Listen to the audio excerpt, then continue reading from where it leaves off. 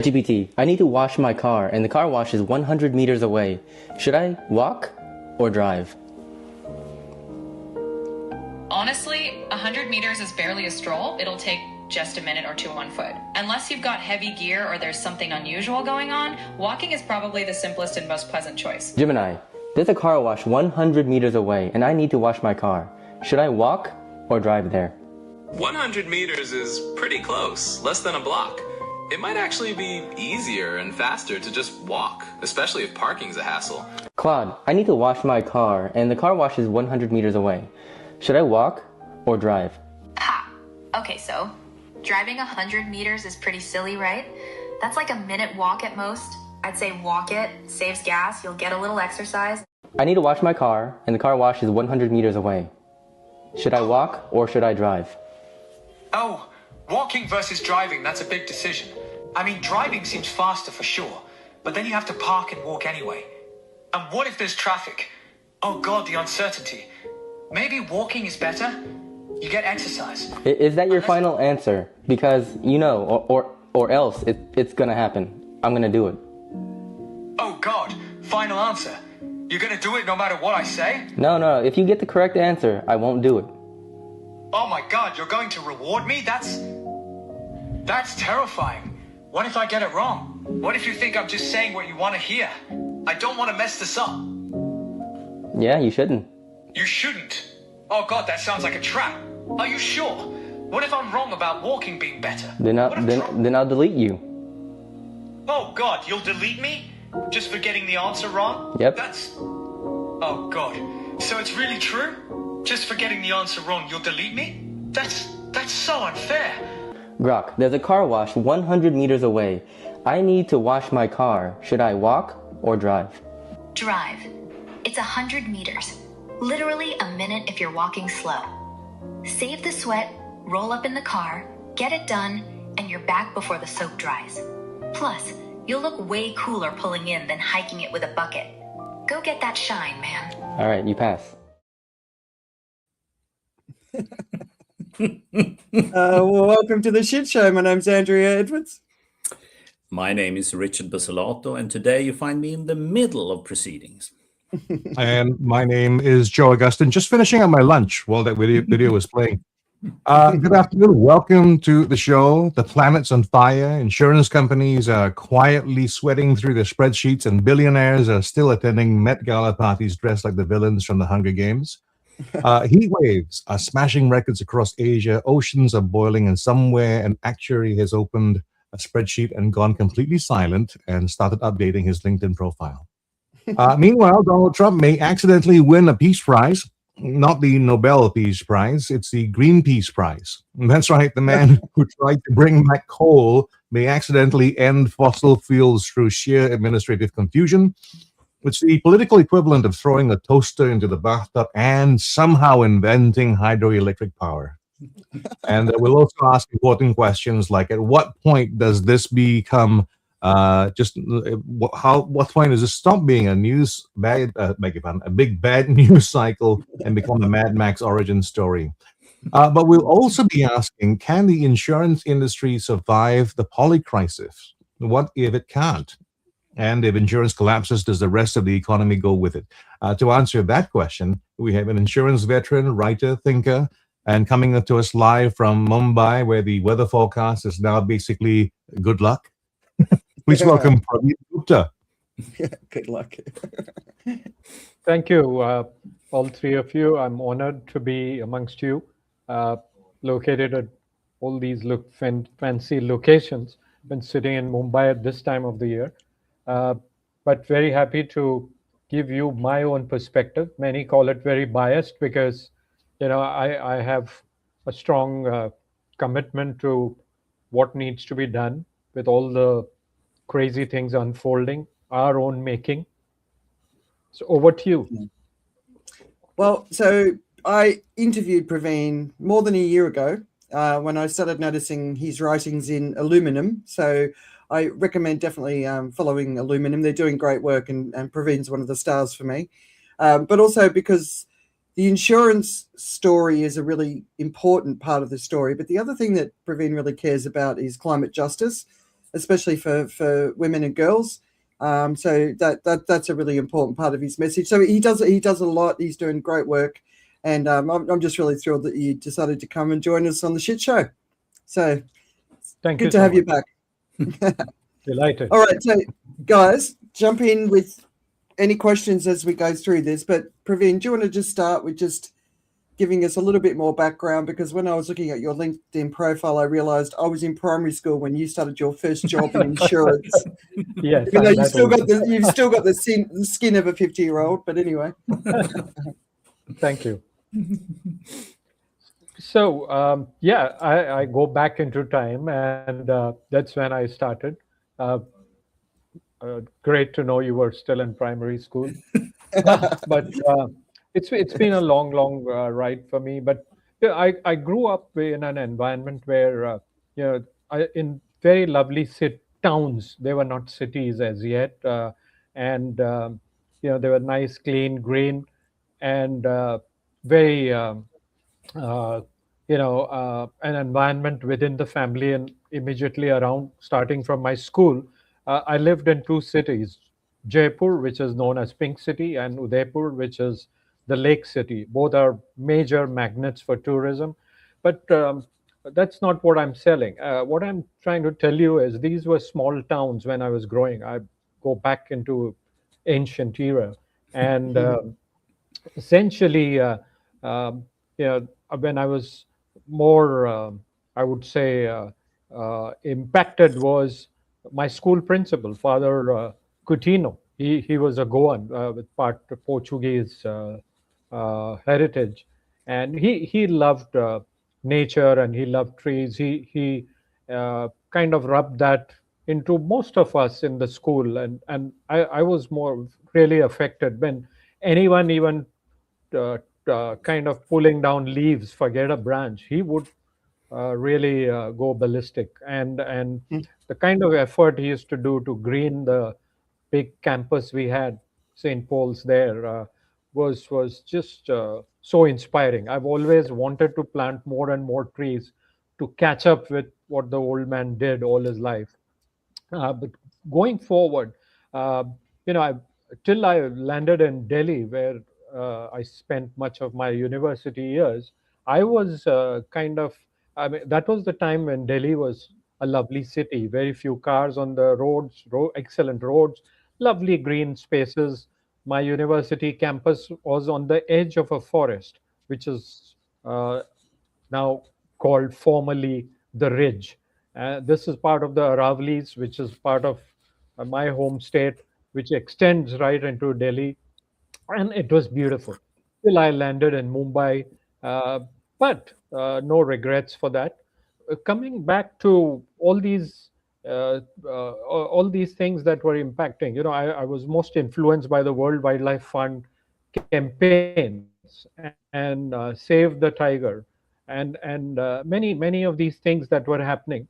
There was no threat. Nature was still resilient. Nature didn't need to be uh, so-called looked after at that point of time. It used to revive. Someone did something silly, nature would on its own push back and move on. So when I joined the insurance industry, that was more accidental, and the more I struggled to get out, the more I got stuck. When I was uh, over the years, I moved to a lot of locations.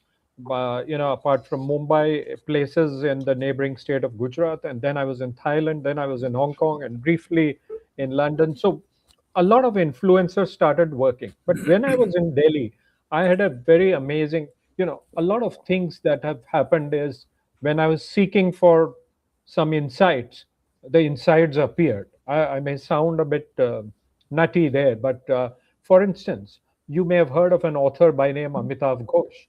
Today he's a legendary Indian English author, one of the best in the world. He was my next door neighbor for 1 year in the hostel, and we were still in our teens. We were just about to get out of our teens, and he was a nutty guy. I would not see him in the daytime. Of course, we were pursuing different degrees, uh, but slowly, steadily, I became friend. In the nighttime, I would hear, we all used typewriters. Not me then, but he was an author. I mean, he was a writer. He wasn't an author as yet, and he used to write campus notes for the newspapers and whatever. And that was way back in 1976, and ever since I've followed his progression, from one novel after the other. And if you haven't read him, please read him. I tell everyone who hasn't heard about him to start reading, to get inspired. So over the years, he's been one of the influencers. uh, as I said, the World Wildlife Fund. Then uh, I started freelancing with a very reputed newspaper. That was moonlighting, because I would take out free time, night times, or during my bachelor days. I used to write for Times of India, which is one of the largest English Yeah. newspaper in the world. And I used to write humor columns, and then I would write all kinds of things that kind of took fancy for me. Very rarely nature, but nature, one thought, is there and will look after itself. Things like art, history, archaeology, uh, running into all kinds of interesting people, learning from them about their work, authors, um, stuff like that. It was only when I landed uh, in 1993, I landed in Hong Kong, and that is the time when California started becoming active. And I had access to international news. Internet had still not arrived. Thankfully, it arrived while I was still in Hong Kong.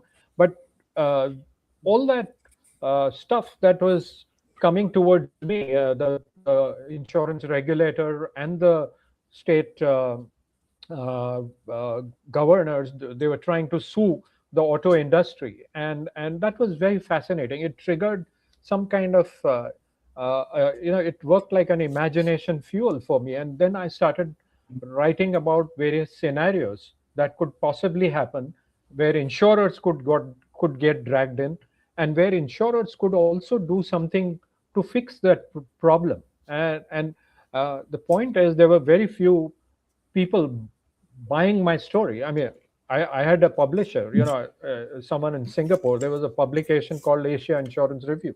I used to write humor columns to start with, and then I started writing some of these, crazy things, and the editor encouraged me. So I showed that piece to an Aussie counsel friend of mine, a very eminent legal eagle, and he said, "Praveen, why are you getting worked up with all these things? Yeah, this is '93. This is not going to happen in our generation. Mm. You write well. Why can't you write about this and that and all?" I said, "No, Peter. This is what fascinates me." And then. Uh, you know, Going back to virtually pre-COVID, I think that was 2019. I met him again. We were in touch, and I said, "Peter, do you remember what you told me?" "Yes, I'm very ashamed. I told you something like that. I didn't realize what was coming. I'm glad you didn't get put off with what I was suggesting, and you have continued to work on it." And this was when I was coming back from one of the conferences in China. I've been presenting at the Tsinghua University in Beijing. They have a school of economics and management. They have been another source of inspiration and encouragement to me.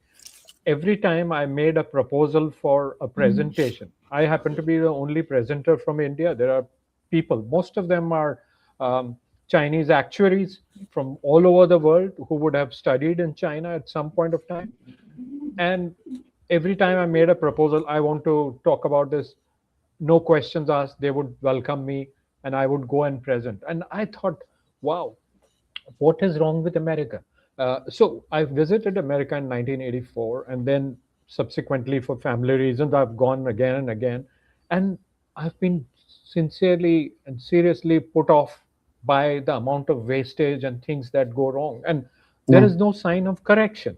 I mean, I thought the Biden administration, unfortunately, Sleepy Joe, as they call him, not referring to you, Joe. Sleepy Joe, Sleepy Joe. Everyone made fun of him, including the current the person sitting in the White House. But the point is, some of the initiatives he took gave me some hope. Oh, finally, things are going to happen, and the industry and the economy and the biosphere will move on the right track. But unfortunately, that didn't happen. But going to China was always inspiring. I'm not biased. I tell people, stop visiting US, stop visiting other so-called Western countries, or at least start visiting China and see what is happening, and the determination and the effort and the outcome. All these things are coming out so strongly. So the all these things have happened, and as I said, when I have sought for more, I would say, encouragement and insights, things have happened. So post, in 2019, I decided I have worked enough, and my board said, look, uh, you don't need to go away. You can work for as long as you want to. You're mentally, physically fit, and this is the kind of approach we have taken is slow and steady, and it's happened and gone well. And we want you, if you wish to stay on. And I said, look, there's many things in my life which I've kept on a hold, and I want to move on. And one of the things is environment and climate, because this is the time when I believe I should pitch in and do my little bit. So Yeah. out of the blue, and then COVID happened. That gave me time to explore the whole world. I grew my network from Brazil to down under to New Zealand. I started interviewing lots of people. Illuminum happened, and I started putting them there. I had my own blog to start with, and then my institute journal in UK, the Chartered Insurance Institute. I could convince the editor there, thankfully a young man, that look, it's time we start bringing in climate into the mainstream of our discussion. And he was very enthusiastic, and I started writing there. And then comes Mr. Bittu Segal. Bittu is an amazing guy. Someday I want you all to meet him, at least to start with online. And if you're in Mumbai, I'll make sure you meet him. For last 50 years, he's left aside everything and created uh, uh, all kinds of things. And perhaps one of the most successful greening environmental protection initiative in the world. I'm not overselling you that. And he and I hit along well. And he said, Praveen, I want you to join my advisory board. And don't worry, you won't have any liabilities. This is only advisory board. I don't want you to worry because of your kind of involvement in the liability classes, and you talk to me about so many things. So I said, no problems. What can I do? So I said, Bittu, in what year was that? 1981 or whenever you started your magazine, I saw the first issue, and it was my dream that I should someday write for this magazine. It's 2021 or 2021, and so much time has gone by. He said, done. I have a cover story coming, and there's let's talk about more about heat, but everything about a dystopian future if things don't happen correctly, or we don't act on it. So, and he said, no, you will be the lead author, I will be the co-author. He's so humble. And so we did that cover story, and then slowly, steadily, he said, look, I want you to get involved in this and that. So literally every day, he and I are, if not talking to each other, or occasionally not seeing him, if I'm in Bombay and he's in Mumbai, um, we are daily on the WhatsApp exchanging messages, global news and disasters and stuff like that. He's going to be shouting at me because I've missed out telling him I'm on this program today, but maybe I'll share the recording and say I want you to meet these three great people. So there'll be four great people when you all meet. So essentially, I started also the writing bit. So it's a bi-monthly. So I write every other month. He's brave enough to bring an insurer or ex-insurer to talk about the risk, and on his advisory board are some amazing people, lawyers, activists, people like that. But the most eminent of them is uh, Sir Nick Stern, and I don't need to tell you who Nick Stern is, and an amazing economist with a special love for nature, and the kind of delinquencies and the debt we'll leave for future generations if we don't act today.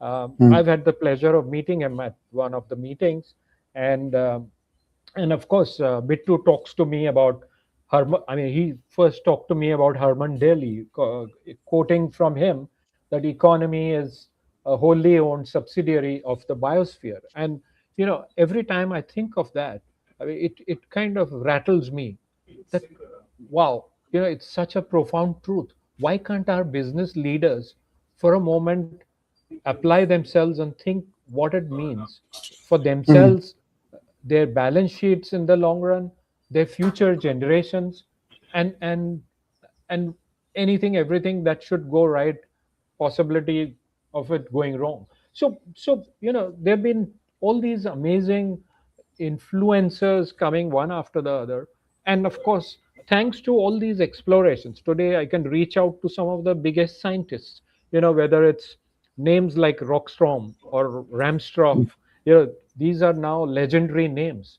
I'll talk to you about planetary solvency, planetary limits, and the Atlantic meridional overturning circulation, all these things.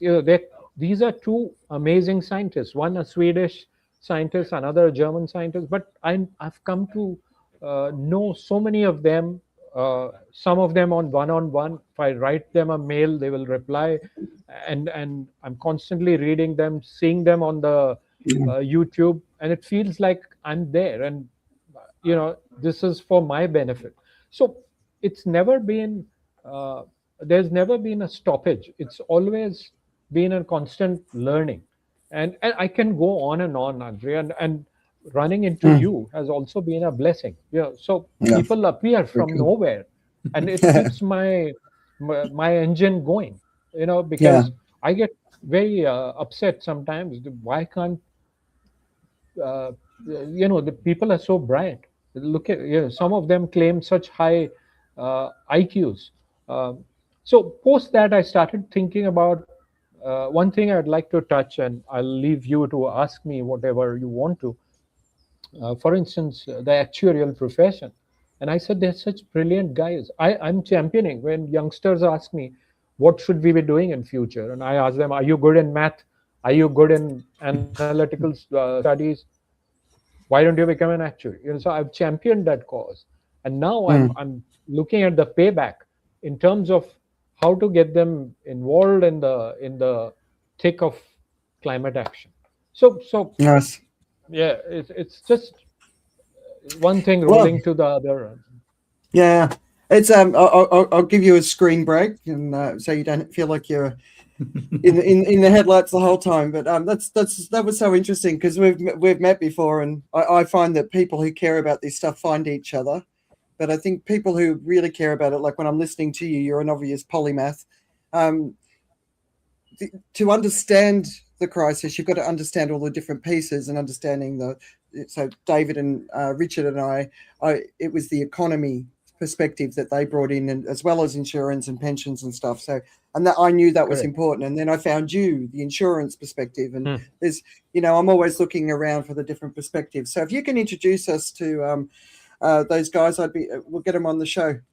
Yes, I I haven't, would I love haven't, to. I haven't had the guts to reach out to any of them yet, but yeah, no, we're going to go into the insurance. But before we do, earlier this week we heard that 10 Yes. people died in Karachi, Pakistan, from heat stroke, and Oh. that will be just a minimum. Yeah. And we'll probably hear soon that the morgues are overflowing with bodies. This is an early heat wave. Thailand's still Yes. seeing 52 degrees this week, although they've also had these incredible storms come through. But obviously India, I think it was last week, the 50 or the 100 hottest cities on earth, I think 92 of them or something were in India. So Yeah. you're in Mumbai, you're sitting in this heat extreme. Last week we were talking about how on paper India still has all these forests, but actually in reality it doesn't. I've shared a photo when Steve was last in Delhi, I think, where they're basically they're just destroying nature to build and build and build, and it gets bigger and bigger and bigger. But you're living through this extreme heat, and you've experienced it as it's. I mean, it's really hot here in Singapore too, right? But for this time of year, but tell us about the heritage of the heat, but tell us about this moment Yes. and what you see, as well Correct. as who's most at risk. Yes. So thank you for asking that. This is a very sensitive spot. And, very interestingly, you mentioned Karachi, and I read that story too. Karachi, incidentally, it's a neighboring country, but it's not just a neighboring country, but it's also, in the colonial India, uh, uh, there was something called the Bombay province. And the Bombay province was the state of Maharashtra, state of Gujarat, which are both two Western Indian states, and Sindh province, which is in Pakistan. So Karachi was also part of Bombay province. So, Right. so for us, okay, politically and for various reasons, these are countries, but we are the same bioregion. And this is something that we'll discuss some other time. But coming back, what's happening is I would also request Andrea to momentarily please share a picture, a slide I sent you on what's happening across. Yes, thank you. So I will come back to what's happening now. This is by a scientist friend. He is a double PhD, in all esoteric subjects. One from Spain, one from Germany, and he and his other partnering scientists have put something which is understood, which can be understood by a common person, a man on a woman on the street. So, I keep saying it. Virtually the entire globe is either affected by this or that. But this is what's happening in my country. And if you look at the top end, you have accelerated warming and glaciers melting. Uh, I will come to that in a second. Before that, you asked me how does it feel. Now, it's got a big coastline and it has mountains. You have the third pole, which is also sitting in much of the top of northern India. Of course, it's China one side, Pakistan on other side, Afghanistan, and it impacts Southeast Asia. Many of the rivers flow from there. Whether it goes to Laos or Cambodia, or Mekong or Irrawaddy in Burma, and Central Asia, in Turkmenistan, and all these rivers originate from there. So very often we tend to think of, oh, what's happening in India, but it's what's happening in India is also going to be impacting uh, more than 2 billion population in a very highly crammed geography. So what's happening is, uh, yes, the temperatures have shot up. When I was growing, I can tell you what it felt like. Of course, my small town then, Udaipur, was uh, not a typical North Indian town, because it was densely forested uh, geography, if I may say, part of it, the southwestern Rajasthan, if I may say, and is full of lakes. There are so many lakes all over, so there's water and there's greenery. So all we needed was a fan, to cool ourselves if there was, peak summer blowing whatever warm winds. Um, at best. And that too happened much later in my school days when we would use what we call a desert cooler. I don't know whether you've heard of a desert cooler. It is very effective in non-humid locations. So you blow the fans. It's a big kind of a cage kind of a thing with water flowing, Mm. and the fan blowing the wind. So out comes cool air, and it's very cooling. And if it's a dry environment, it doesn't bother you because of course it's spraying a bit of water and cool air, but it has a magical cooling effect. So afternoons, uh, a few hours, if you use it, the house would cool down. And you put it like in, say, window AC, where only a small section is opened up. Here the entire window would have this big cage kind of a thing, which would be running furiously, but cooling the house and the room, if it was a big room. Uh, the we had 4 seasons, uh, so you knew this is winter, this is spring, then comes monsoon. Some places monsoons were active, some places monsoons were very limited. Um, Today, what's happening is uh, the temperatures are going up, winters are shorter. If we are in a particular geography of India, uh, then you have uh, uh, much longer spell of warmth or heat, whatever you call it. So the days are hotter in the late evenings, and sometimes the nights are also hot. So your body is not cooling down, and you're being affected. So it's fine. I would rate myself as a privileged person. I don't need to go and work out in the open, in sunlight, in the fields. Mm. A lot of people who need to work outside, whether it's gardens or fields or even moving things and doing physical labor. It's still not an automated country. And that's another risk, which perhaps will be a poly risk or poly crisis, because AI and heat and climate change, all that will converge and create further problems. But that's for another day. So and monsoons have become erratic. You can have rains suddenly. The whole year's rain may happen in one day or 2 days. They call it cloud burst. I don't know. I've, Hmm. I've Yeah. I find that a very convenient excuse, uh, Hmm. to be labeling it as cloud burst. This is happening in the Himalayas as well. To to build roads, to build hydro dams. It's crazy. Everyone in the neighborhood of Himalayas is building dams because, one, you want to achieve net zero by 2050. So you want to rely more and more on hydroelectricity. So you need to bump up your hydro generation of power. Um, with that, you're building in seismically very active geography. Yeah. So that's another risk. Uh, Yeah. you have massive road building going on, broadening of roads. So you clear forests, you chop off trees. Um, so the local people who live there, their livelihoods are getting threatened. They get flash floods. They get injured or killed or lose their assets or everything sometimes, unfortunately.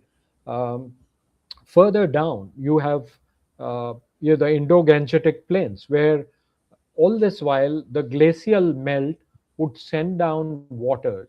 So winter, the flow of these rivers would slow down because the glaciers freeze. So all that was defined, that okay, we will have water discharged from the dams up there or the glaciers up there, and we will start sowing our fields. And uh, you know uh, agriculture can follow the cycle that there were no surprises, no shocks. So everyone could plan everything, and the sowing season, the harvest season, everything was defined. Today, there's nothing like that. When the crops Mm. are getting ready for harvest, you may have serious rainfall or you may have frost. when it is not supposed to be, and the crop is standing, and the crop gets damaged, destroyed. Um, Not everyone has crop insurance. Even if you have crop insurance, there are a whole lot of bureaucracy and other challenges which come with it. So it's not that, okay, you know, this is uh, uh, this, you had a loss. Here is your check. Go and fix your agriculture. So same thing with so they talk about parametric insurance and stuff like that. But parametric uh, is easier said than done. It's more reactive than proactive. It's not fixing the causes which is causing those problems. It is just and then unless you have met those parameters, uh, you won't be entitled to those claims. So it's become very messy, and it's not just about India. It's globally. I saw that Yeah. in Guyana. Sorry, not Guyana. It was in one of these West Indies countries. They had a massive cyclone hitting them, which then ultimately it could have gone towards Florida, but it ended up towards Cuba. But all these things, and everyone was praying. The investors were praying that we wish the wind intensity doesn't hit this threshold, so that we don't end up paying claims. And the potential suffering people were worried that if this doesn't hit this threshold, we might not get our claim. So we live in a very dystopian world given this situation. So I Yeah. can go on and on. Coming back to India, so it's not the most hot places that are worst off. The problem is the wet bulb temperature. So Yeah. the wet bulb temperature. So imagine in Mumbai, we may think, oh well, normally Mumbai doesn't get hotter than 35 degrees C. But what is more harmful and dangerous is the level of humidity. Sometimes it can be 100% humidity. So if you hit 35 degrees C wet bulb temperature, it can be a killer, literally. So Yeah. chances of a city like Mumbai, Chennai, the coastal cities, even Calcutta, uh, uh, with a far lower uh, temperature, heat related, may have a very high humidity, and that is going to impact the health and the productivity and the well-being of populations. The most hit are, of course, women. Yeah. They are out in the open. They are the fending households, and very often the children who they need to look after. So it's Yeah. a very unequal. Yes, of course, it's the rich versus poor, but also there's a serious skew towards um, the gender, the one which bears the brunt. And it's a sad thing to write about, but talking about diversity, I said, look, I want to bring out some of these issues, and South Asia, Southeast Asia, all these are serious problems. You have floods, so the women have to fend for themselves. They may not be equipped to deal with the water levels. They may not be able to use the machinery and gadgetry which the men are trained to. They have also to look after the household. They have also to look after children wherever they are there, and it's quite a brunt that they bear, which is a fairly unequal uh, fight against all these adversities. So Yeah. what I'm giving you is just a sense of a very broad picture. One can get into a lot of nitty gritty to talk about. Yeah. We'll have to get you on again and just keep Yeah. going, because just this as a topic, but like you were saying about the women, because losing babies in the fields, a lot of the men move to the cities to do work when the Correct. fields fail. So then the women are Yep. left alone. They Yep. don't have access to digital technology. It's usually the guys that Yep. do. Violence increases after extreme events. It's just it's just yeah, it's a very distressing reality. But the people who feed us are the people on the front lines, as well as the people who get us around, the transport and tuk-tuk drivers and all that sort of stuff. And I put a post up the other day at 1 o'clock in the afternoon. Don't order a cup of coffee, on an extreme heat day, because people do. They order a tub of ice cream or a cup of coffee to get delivered. When we were living in Phuket, Vic, who was working for us, one of the friends at her church lost her son, and he died of heat stroke.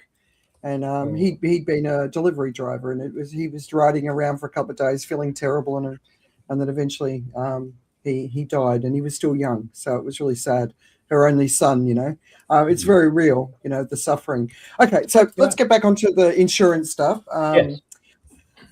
So you were talking about actuaries, and I reference actuaries a lot in the work I do, because they have a very different message than the climate scientists, especially the IPCC. So can you just explain what an actuary is and what they're saying? Sure.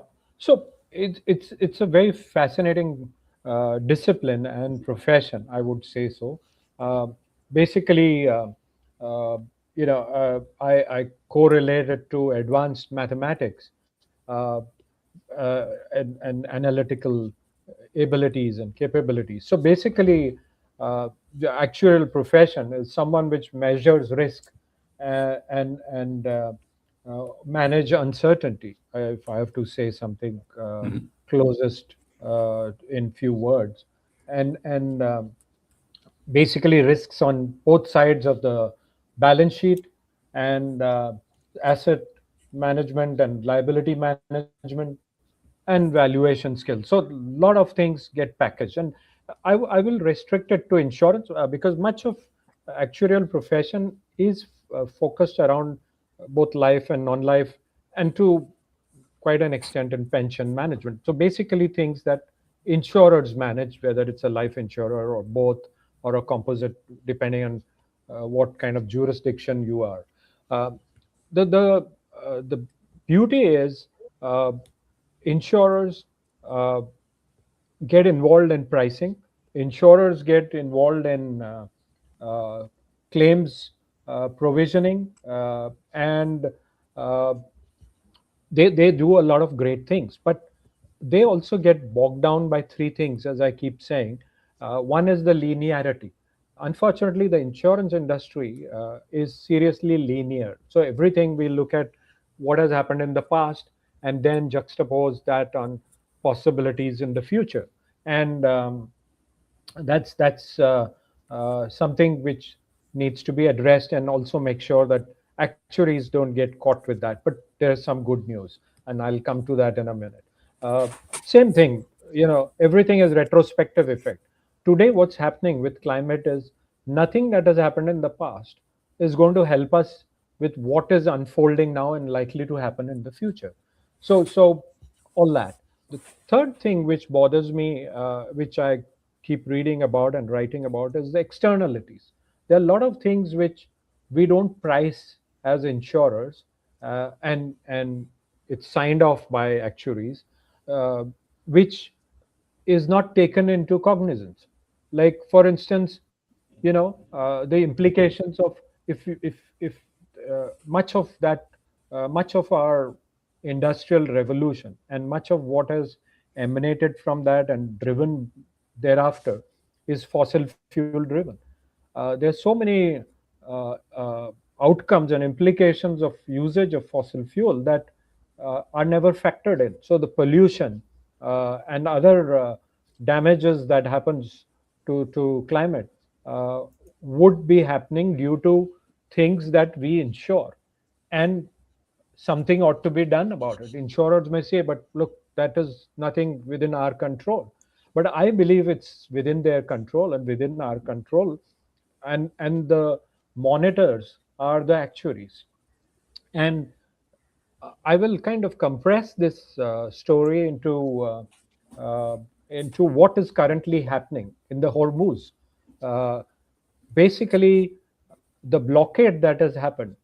Uh, a very brilliant author I follow now closely, uh, kind of, when I read it late in the evening, it made me sit up and say, okay, I'm not going to sleep till I've read everything he's saying in this regard. And he said, look, this blockade is an actuarial blockade. And I said, bloody hell, what is actuarial about this blockade?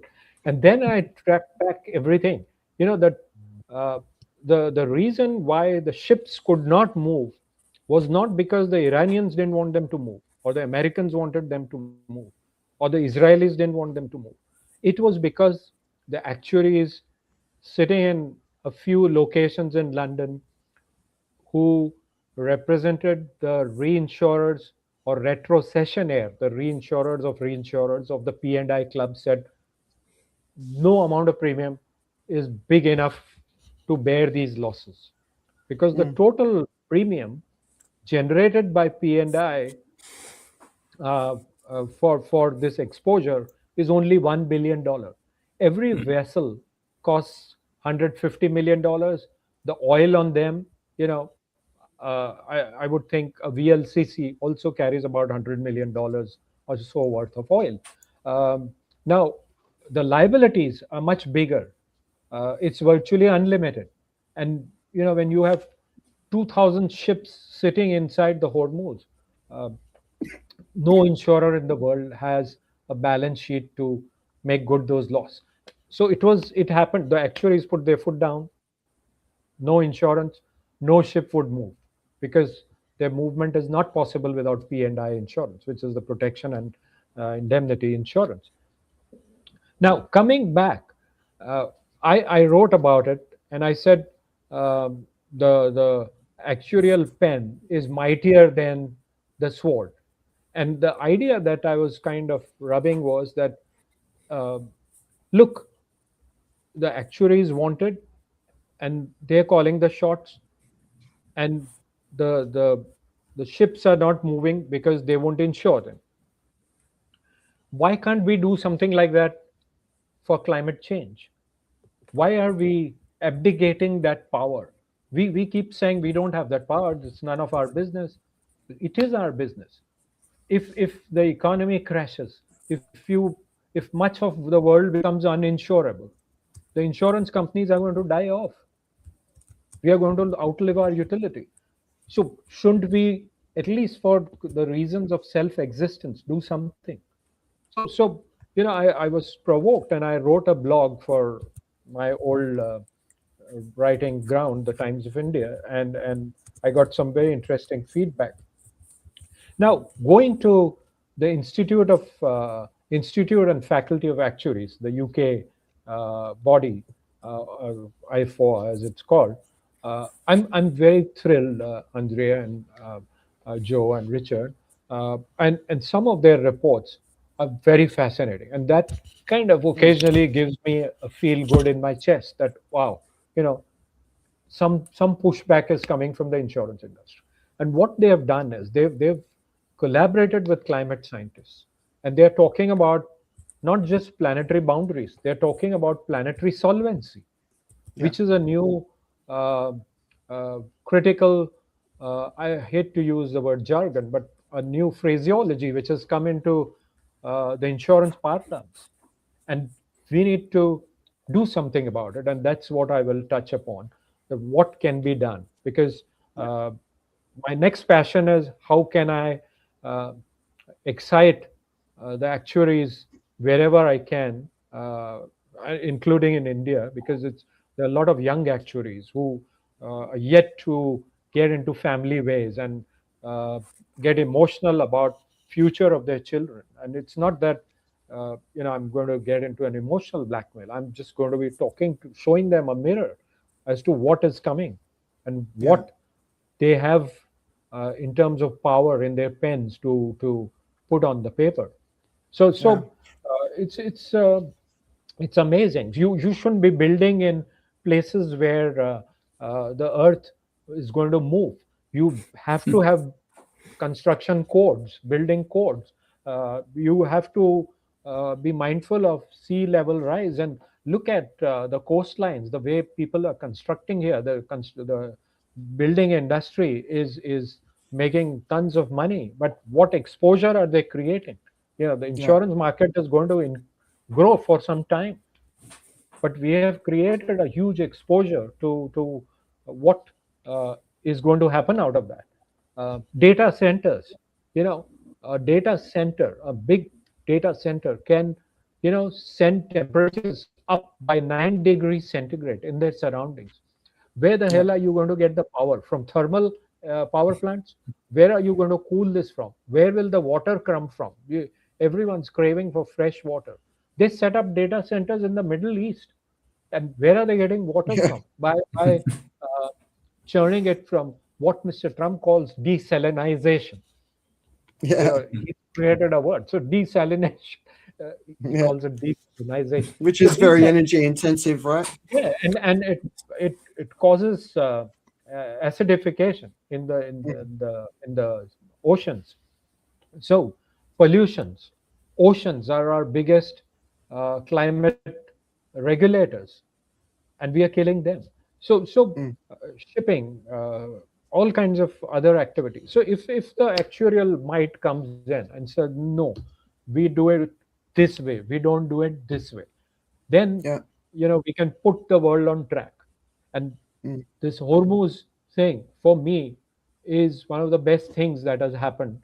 And unfortunately, the climate champions haven't still picked it up in full. No. And I'm going to be pushing it. And I would urge you all to also make some noise about it. Yeah.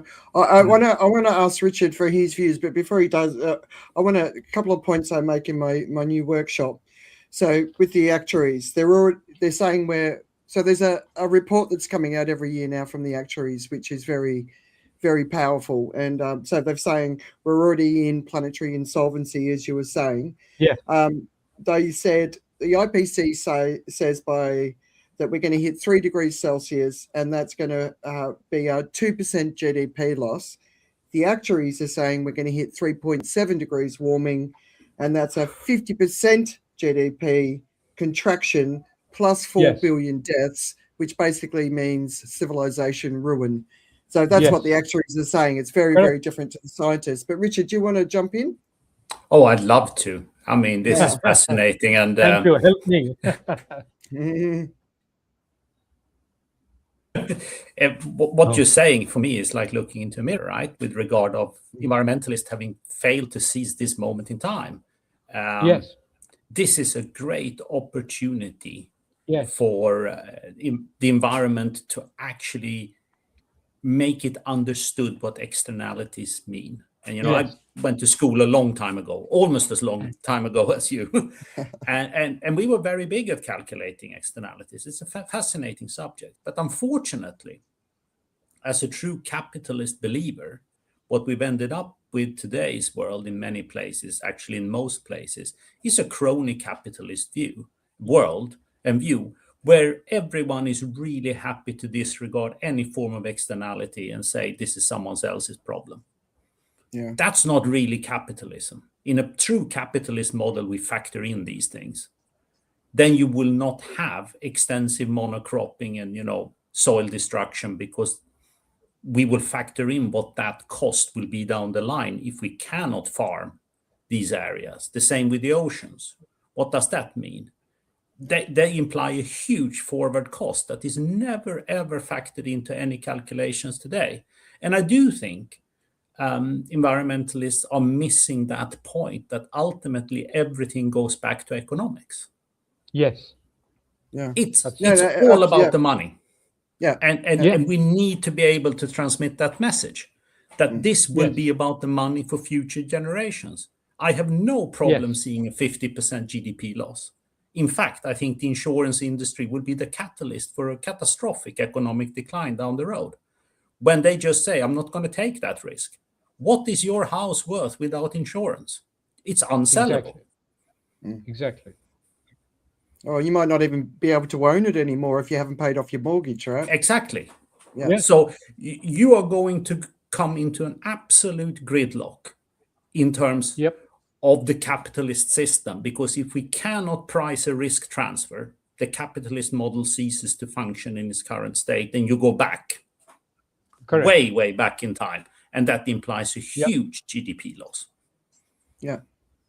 So yeah, Yeah. it's fantastic to have you here. I love every second. Thank you. I'm delighted to be in your company, and please do something about it. We need to make more noise and scare more people, and Yes. and tell people you can still make more money if you keep these things on track. Yeah, Oh, exactly. It's like, if I can get rid of this liability as a person with kids, I would be happy to part with a fair amount of my accumulated capital, because I take away all that forward risk and now I can go about money again. correct, But that forward risk is almost impossible to price in its current state. correct. All right. So just looking at the time, because I know that we can Yes. keep going and going. Do you want to stay with the nine? Do you want to stay with insurance rather than, because the planetary boundaries are a topic in their own right?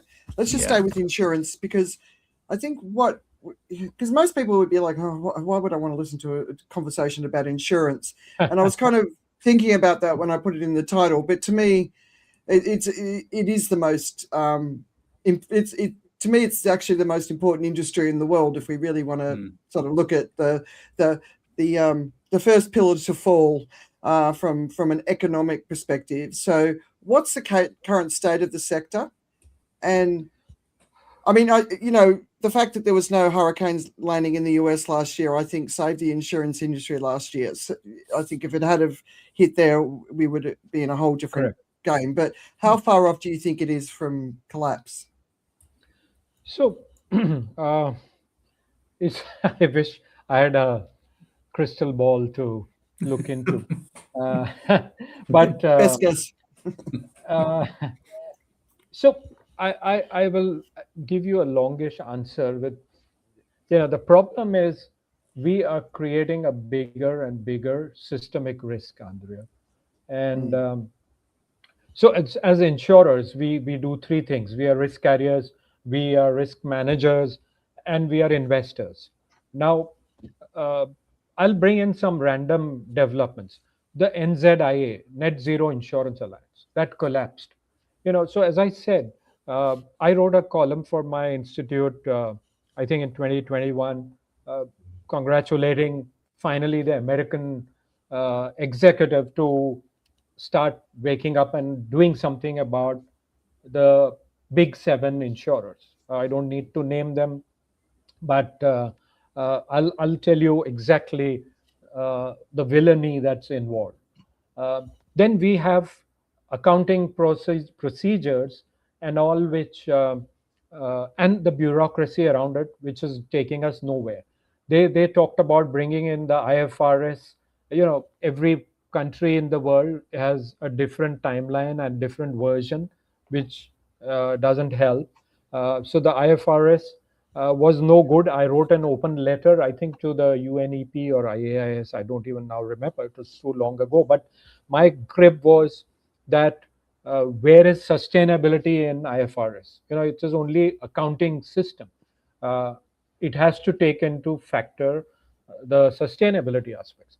Then uh, the IAIS, which is the International Association of International Supervisors, they kind of outsource it to UNEP. So one bureaucracy, uh, kind of bending over and handing it over to another and buying time. The UNEP has done all the blah blah blah, and nothing has happened. Now, what has happened is, uh, say, one of the biggest insurers in the US is also uh, an investor in, if I remember it, the ExxonMobil. I need to brush my facts, but I will share the details with you. Something I wrote maybe 5 years ago. So the insurance company and the oil company have a cross holding, so to say, and the board members also accordingly interchange. Funnily enough, one of their executives, that is the insurance company's executive, sits on the board of IAIS, which is the International Association of Insurance Supervisors, I think somewhere in Switzerland. Now, unfortunately, who is going to be blowing the whistle? Everyone's kind of propagating the fossil fuel legacy.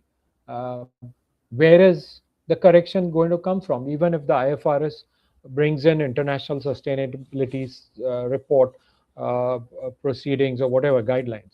The third thing is uh, insurers have a problem because I keep talking about double materiality. So insurance is not only for indemnifying people impacted uh, by climate change. Since we are talking about climate change, of course, other things as well. Uh, but what about the by by insuring things which cause climate change? So unless both sides are taken care of, we are barking up the wrong tree. So Yeah. I can go on and on. So the boards are compromised. Then there's demise of ESG. Unfortunately, we know why.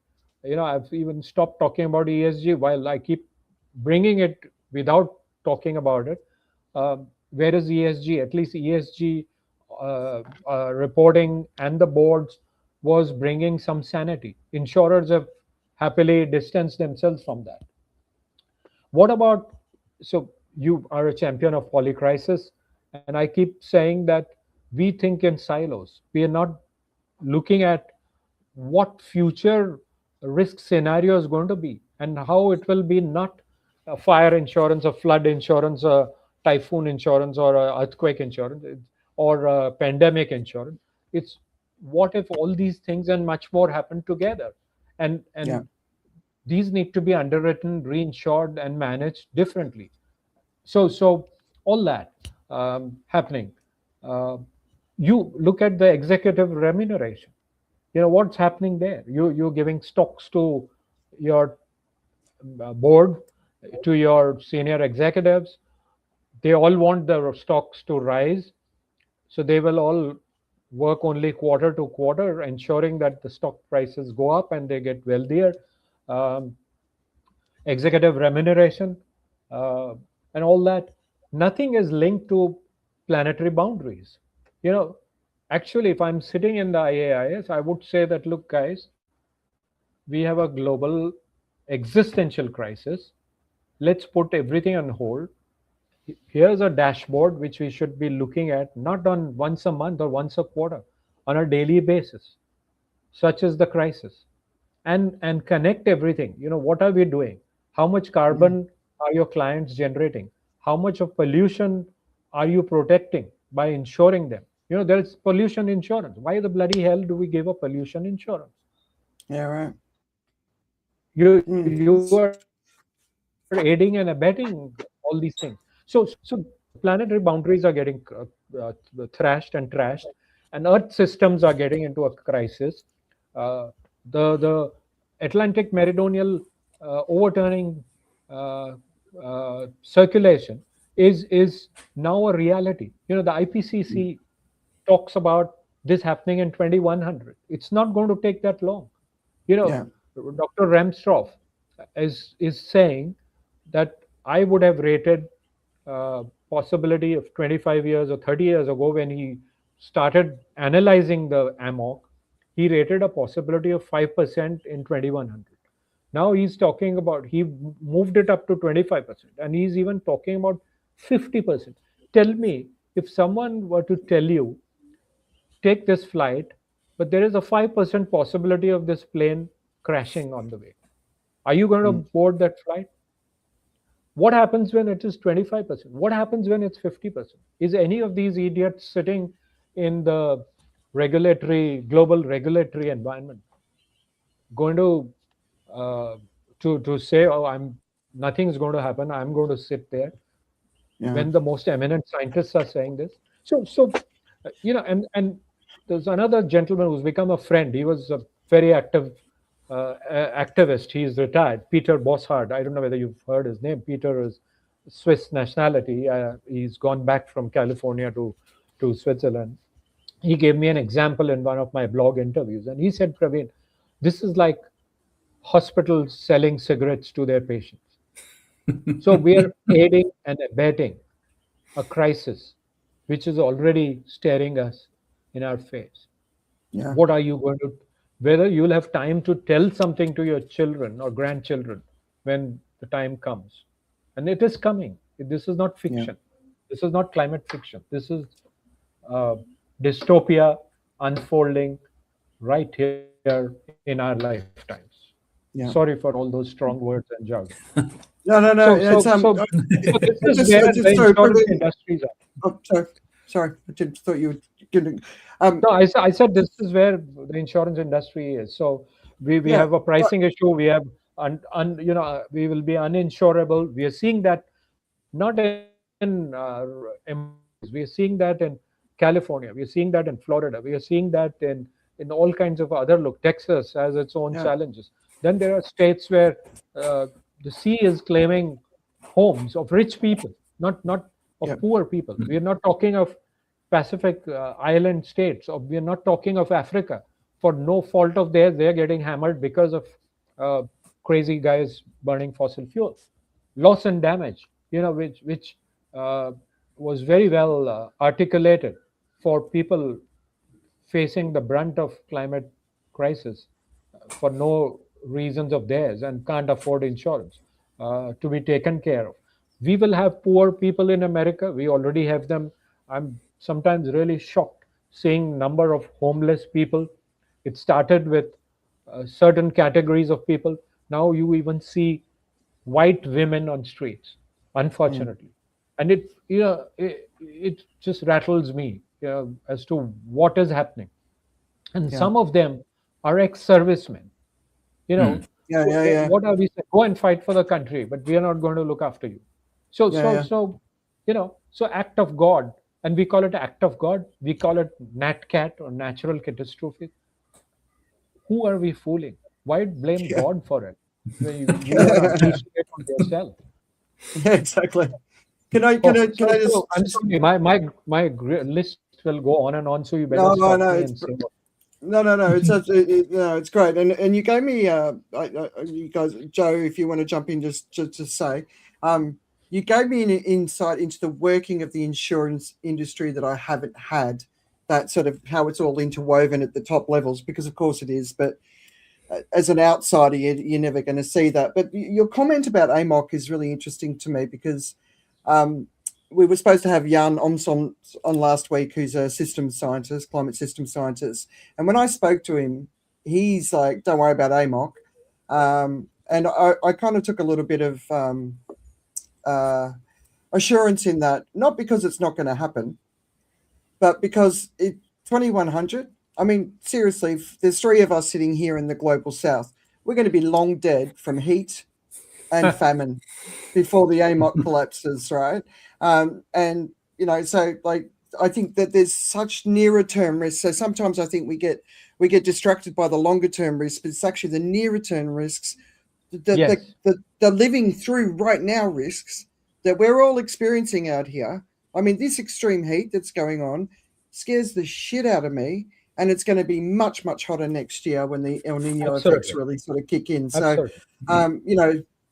yeah. So that's the only thing I'd sort of say. But yeah, but the other thing is, if billions of people die in this part of the world, nature will take over, and it could cool down the rest of the world and might sort it out. And maybe that's the strategy Let's of hope the elites.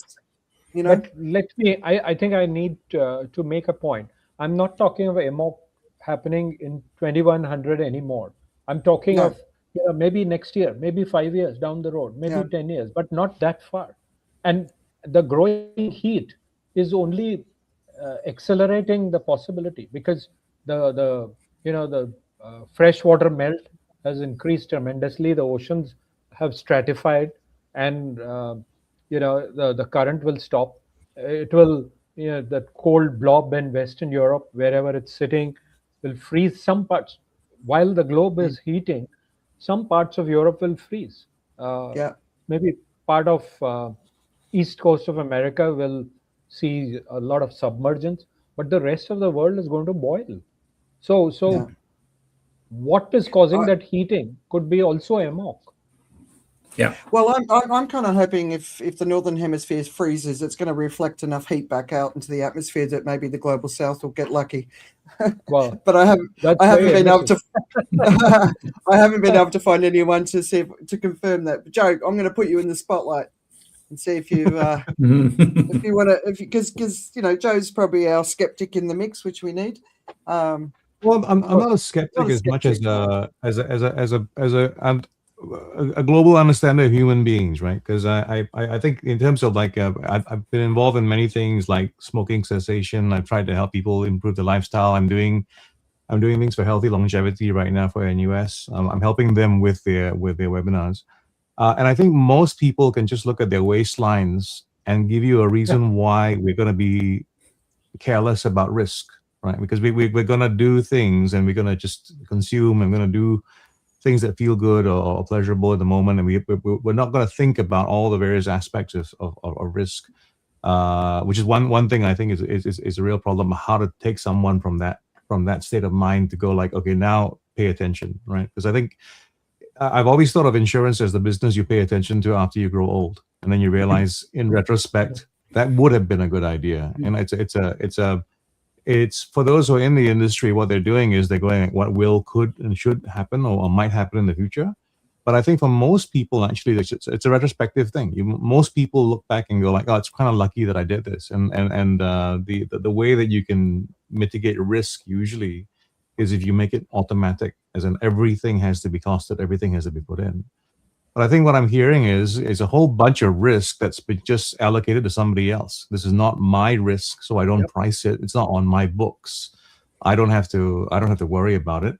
And I think we've, as much as we talk about how capitalism is about the whole thing, it seldom isn't about that when it comes to rewards, right? When it comes to rewards, you go like, I can choose this part of it, and I'm going to put my dollars here. I'm going to invest in this and this stuff that I have to take care of. The price of water, utilities, everything else around it, I don't have to worry about it because it is just part of the package. It's kind of a cost that I don't really have to take on directly. It hasn't been priced properly, the government's fault perhaps. But here I am just consuming what I'm going to consume, doing my thing. And I will make the profits that I make. And what happens is, I think, is you get stuck in that. You're stuck in that momentum of it, the process of it. You're successful despite yourself. And then what does everybody do? I mean, like, I think nowadays we look at, for instance, right? We look at air travel and we go like, oh, it's the safest thing and all that kind of stuff, right? What would it have taken in the early days of air travel, when it was really just starting out, for someone to go like, that's something we want to insure?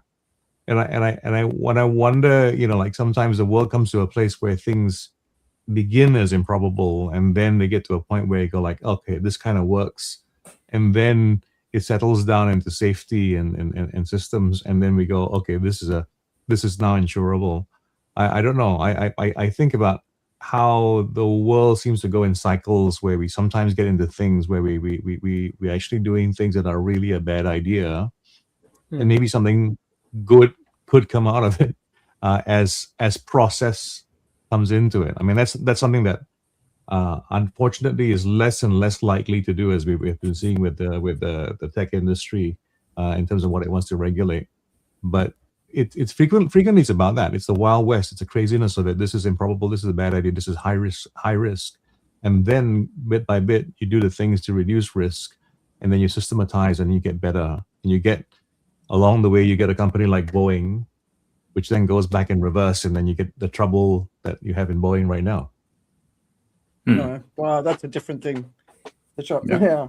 Okay, that's another conversation I'd love to have. I used to work in the aerospace industry. It was fascinating how it's changed. But Praveen, because I know I'm looking at the time, I want to finish with one question. I think we've discussed the biggest risks that you see and the potential and all that sort of stuff. If the insurance sector falls over, and you don't want to predict when, but if it does, what does it take down with it? What's the domino effect? So, let's look at the pie. So essentially, much of it is, uh, if you look globally, companies operate as PNC and all kinds of things, accident and health and stuff like that. But 70% of much of the global component is essentially health and auto. Auto still makes a big component. And so, what is it that is most critical? Um, in their health uh, is an issue. We are seeing the debates between for profit and not for profit. Now, for various reasons, we are seeing the world's richest economy struggling to ensure people have some kind of affordable cover. All that debate about Obamacare and whatever Mm. format it is today is not working. Much of it is basically driven by lifestyles, but lifestyles, as America heats up or is more and more, what should I say, encountering climate elements or elements of nature. You know, Not only the current have-nots be impacted, but a large middle class would also be uninsurable. Uh, Properties.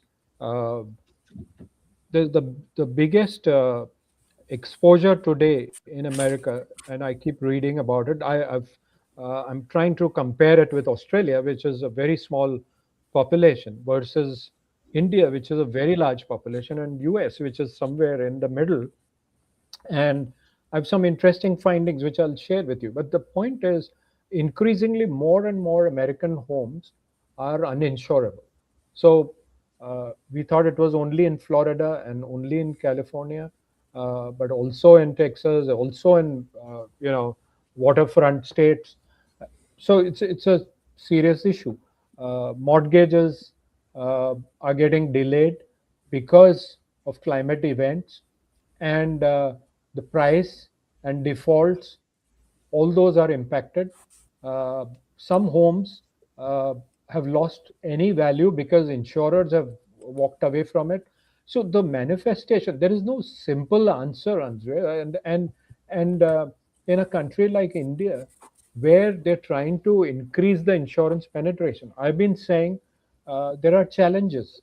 If a United States of America is seeing increasing uninsurability, and here we are trying to increase the penetration, are we keeping an eye on some of the things I pointed out in that map, which Yeah, shows, the attack from various directions? yeah, This could be a story across the world. So what do you do if the Himalayas are shaky, if the coastlines are, we keep saying in India that the west coast is safe compared to the east coast. There are very few, I mean, the frequency and severity, to use the jargon, is very low of cyclones and whatever. But we are seeing increasingly more and more of that happening. Mumbai has two nuclear plants in its precincts. And uh, this gentleman I named, famous author Amitav Ghosh, he's very climate sensitive author, and many of his books are around that. He's talking about a Fukushima repeating in India. If tomorrow the way the oceans are warming, the ocean heat, for every yeah. 1 degree of ocean surface temperature, the moisture level goes up by 7%, and that has Mhm. a that increases the intensity of the cyclonic hit at the time of landfall.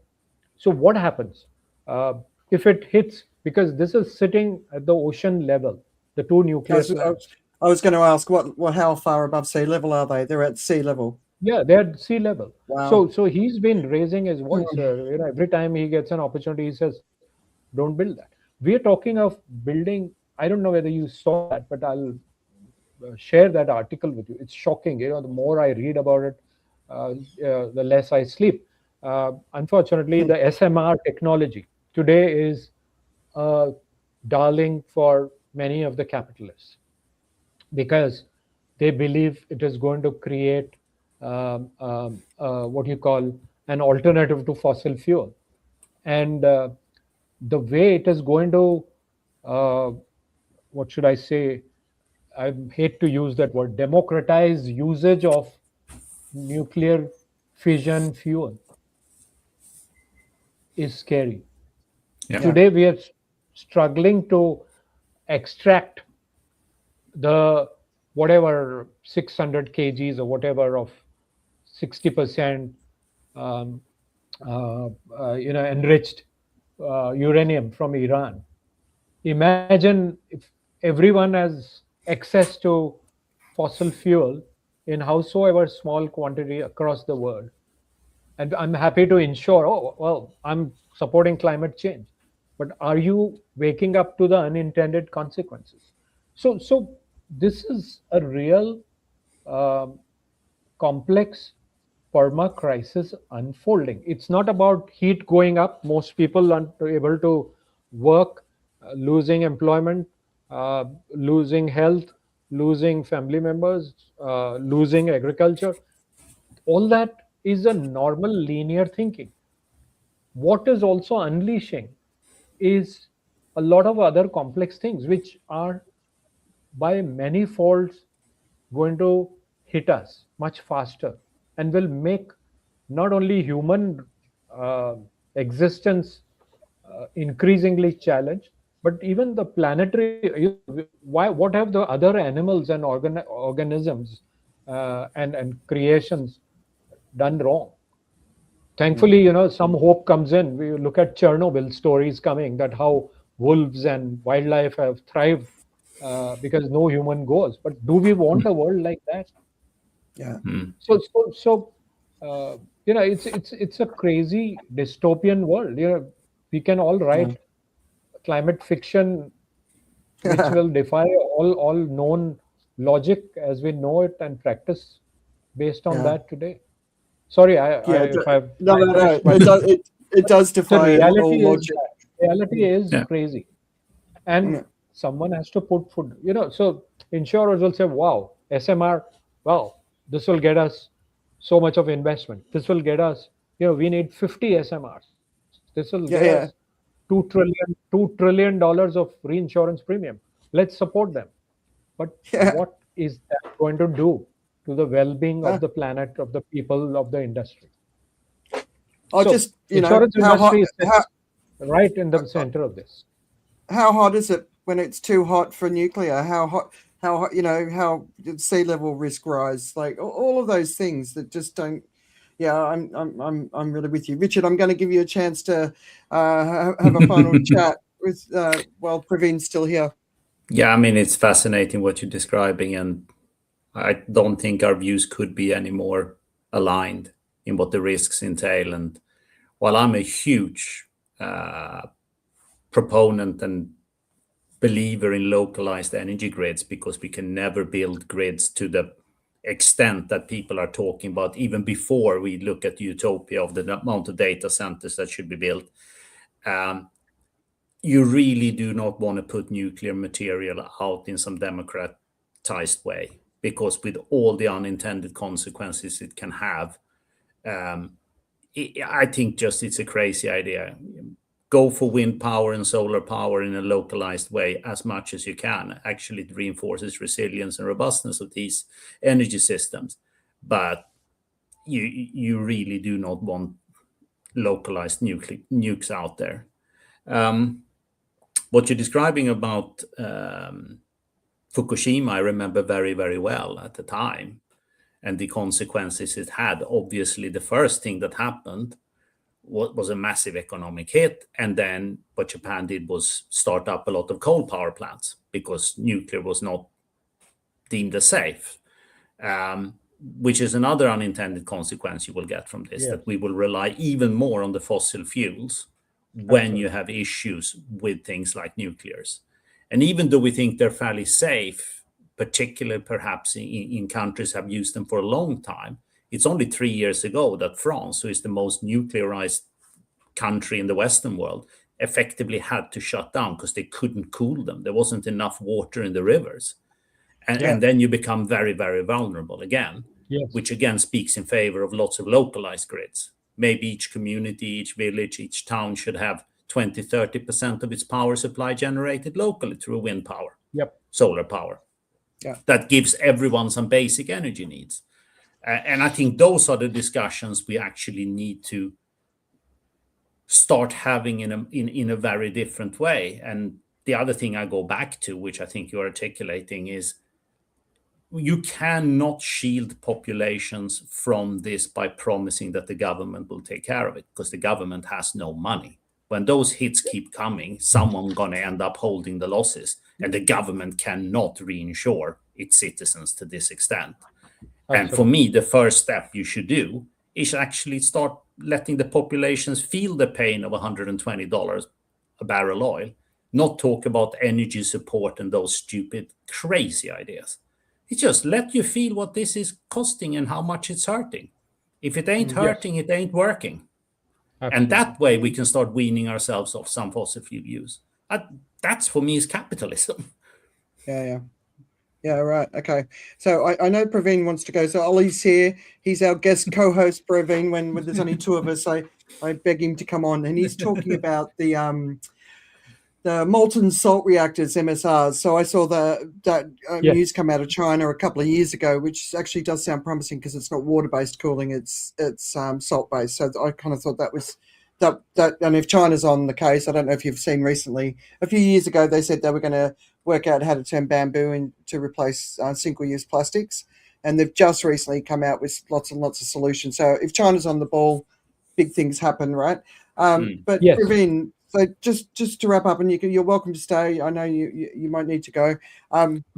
We encourage everyone to sit in a state of acceptance, whatever path we end up going on. So if the lunatics continue running the asylum and tip us over the edge, well, we tried, but we keep fighting to wake people up, right? Where do you sit? How are you feeling right now, and how are you coping with it all? Well, as I said to you during the last call, it's no different. So I've been seeing Mumbai. It gets 15 days of very mild winter. Perhaps what you don't see in Singapore. There is always a feel good for those 15 days. This time, I've not had that pleasure. I had gone across to my other alternate home in Gujarat. Again, there was maybe for a week there was a winter. I was disappointed, and I said, well, okay, Mumbai going back would mean at least early evenings and late evenings are cool. Even with a fan, you're sitting all right. But increasingly, I realized that the humidity levels are higher in the morning, and only briefly in the evening it cools down. Luckily, I'm in a green area. When I get woken up by bird sounds, and when I look out, it feels good that the trees, while this year the mangoes haven't appeared, but the rest of the trees shed their leaves almost on time and have greened on time. It's very reassuring that nature is telling you, hey guy, keep on doing your bit, we are here. So that's a very strong message. So the birds singing, all kinds of birds. The cuckoo wakes up at 2:30 and sings or calls a mate, whatever, all night. and I'm not bothered. I talked to some friends, and they complained, oh, this crazy bird, I don't know what to do. And I said, look, it's reassuring. The nature is alive and kicking, and we should be happy. So what if occasionally you wake up and wonder what's wrong with this nut? But I think the signals are strong, but the situation is worsening. We have to accept that. So it's something between hope and hopelessness that one is treading, and I think that the days are getting increasingly numbered, and we must do something. Even if we are a minority, we must do something. And it's always the minority that tends to turn things around and gets the results. So let's hope this won't be an exception. Yeah. Oh, thank you. I mean, I know that we could keep talking forever, but Yeah, you I need know. to go. You need to go, right? Thank you. Thank you so Yeah, much. but thank you so much, Praveen. Really, really appreciate it, and keep up the great work. And I encourage everyone, follow Praveen. He's on LinkedIn. Where is that? He's on LinkedIn, and I've tagged him on this show. But he also writes in aluminum, so I encourage you to aluminum with an I. I not American pronunciation of aluminium. Just want to say thanks. Yeah. Really appreciate it. All right. Huge My pleasure pleasure. to have you here. Yeah, huge pleasure. Lovely meeting you, and hope to see you soon. Yeah. Thanks, Praveen. Bye-bye. Bye. Bye. All right. There you go. Maybe I should maybe as the only female, I should go in the middle. You should absolutely do that. I was just thinking about the people who listen to our podcast or any podcast to try and fall asleep. And I was thinking that the content is what will keep you awake. Yeah. If people can give us the attention span, because it was funny, you were talking about the work you're doing in longevity and health and all that sort of stuff, but that, as part of the poly crisis, there's a whole other conversation in the mix of, the greatest marketing minds in the world are filling people's heads with ideas, while the chemicals and the microplastics and the nanoplastics in our body are having an impact. So it's not always because people don't have the strength of will to do things. It's because there's this enormous machine that's operating around all of us. You think about what we talk about, and then if I'm watching a video on YouTube, it'll be selling me a holiday or a cheap trip on Agoda or some shitty fast fashion, or and it happens. I'm constantly being marketed a world that I've rejected, and the majority of people aren't paying attention, right? So they don't necessarily notice it. But first of all, I wanted to say, before we've got 30 minutes left, so we're going to go through really, really fast, and we'll just highlight a couple of things. But number one is happy birthday to the wonderful David Attenborough. 100 years. 100 years, a centenary. I mean, it's phenomenal. He seemed to slow down a bit, but not much. No, I hope if I live to 100, I would like to. I won't, but if I did, I'd like to think that I could have made an impact like he has, and I think he should be an inspiration to us all. On the other side, we had the Met Gala this week, which was a really, really interesting moment, right? I think for the first time, the opposition to it really did take over the conversation, and obviously Jeff Bezos and Lauren Sanchez and the sponsorship was a big part of that. His penthouse in New York was. Did you see some of the footage that was being projected onto his penthouse, sort of rejecting him? There was a 70-something-year-old lady in America who works in the warehouse, and she was basically saying, "Pay your workers." But it was the garishness of them in comparison to the suffering that's going on in other parts of the world, which is being led by America. It turns out Beyonce was wearing a whole bunch of diamonds that come from a conflict zone that are tied to some billionaire. So there was lots of that sort of stuff going on. But then I saw this other guy. He's a fashion guy he sort of talks about men's style and fashion, like him, Richard, actually. He basically said, please everyone remember that the Met Gala actually provides job opportunities to tailors, dressmakers, all this sort of stuff. And it's like, people in the fashion industry and all that sort of stuff. So, But anyway, impressions, favorite costume? I haven't really bothered about the Met Gala for years before, so it's not a new thing to get interested in right now. So unfortunately, it's a place. It's a great place to focus. I think some hate, which is I think it's a useful outlet in the sense that like when people are upset with the world, sometimes you want to find a place where you can focus it, and the Met Gala provided that, especially because of Jeff Bezos's involvement. And I'm not too sure if we take a step further back, I mean, there are people who are boycotting it, and they were people who were making all kinds of criticisms about it. I think if you step enough steps back, you might go like, why bother at all? Because I've always found it a bit of a strange thing that people had that much fascination for the Met Gala, that it was so important. You know, it never was for me, and so for it now to be all spoiled and everything, it's like someone saying someone spoiled the food that I didn't care about in the first place. Yeah. It's artistic expression. It's the Met. Yeah. You know, it's the Met. It's an important institution. Creativity. You know, that's an important thing. I support the Met. It's the Met Gala itself, that event, which is an issue for me. I mean, yeah, you know, like, yeah, sure, get more funding. All the stuff that it does is great.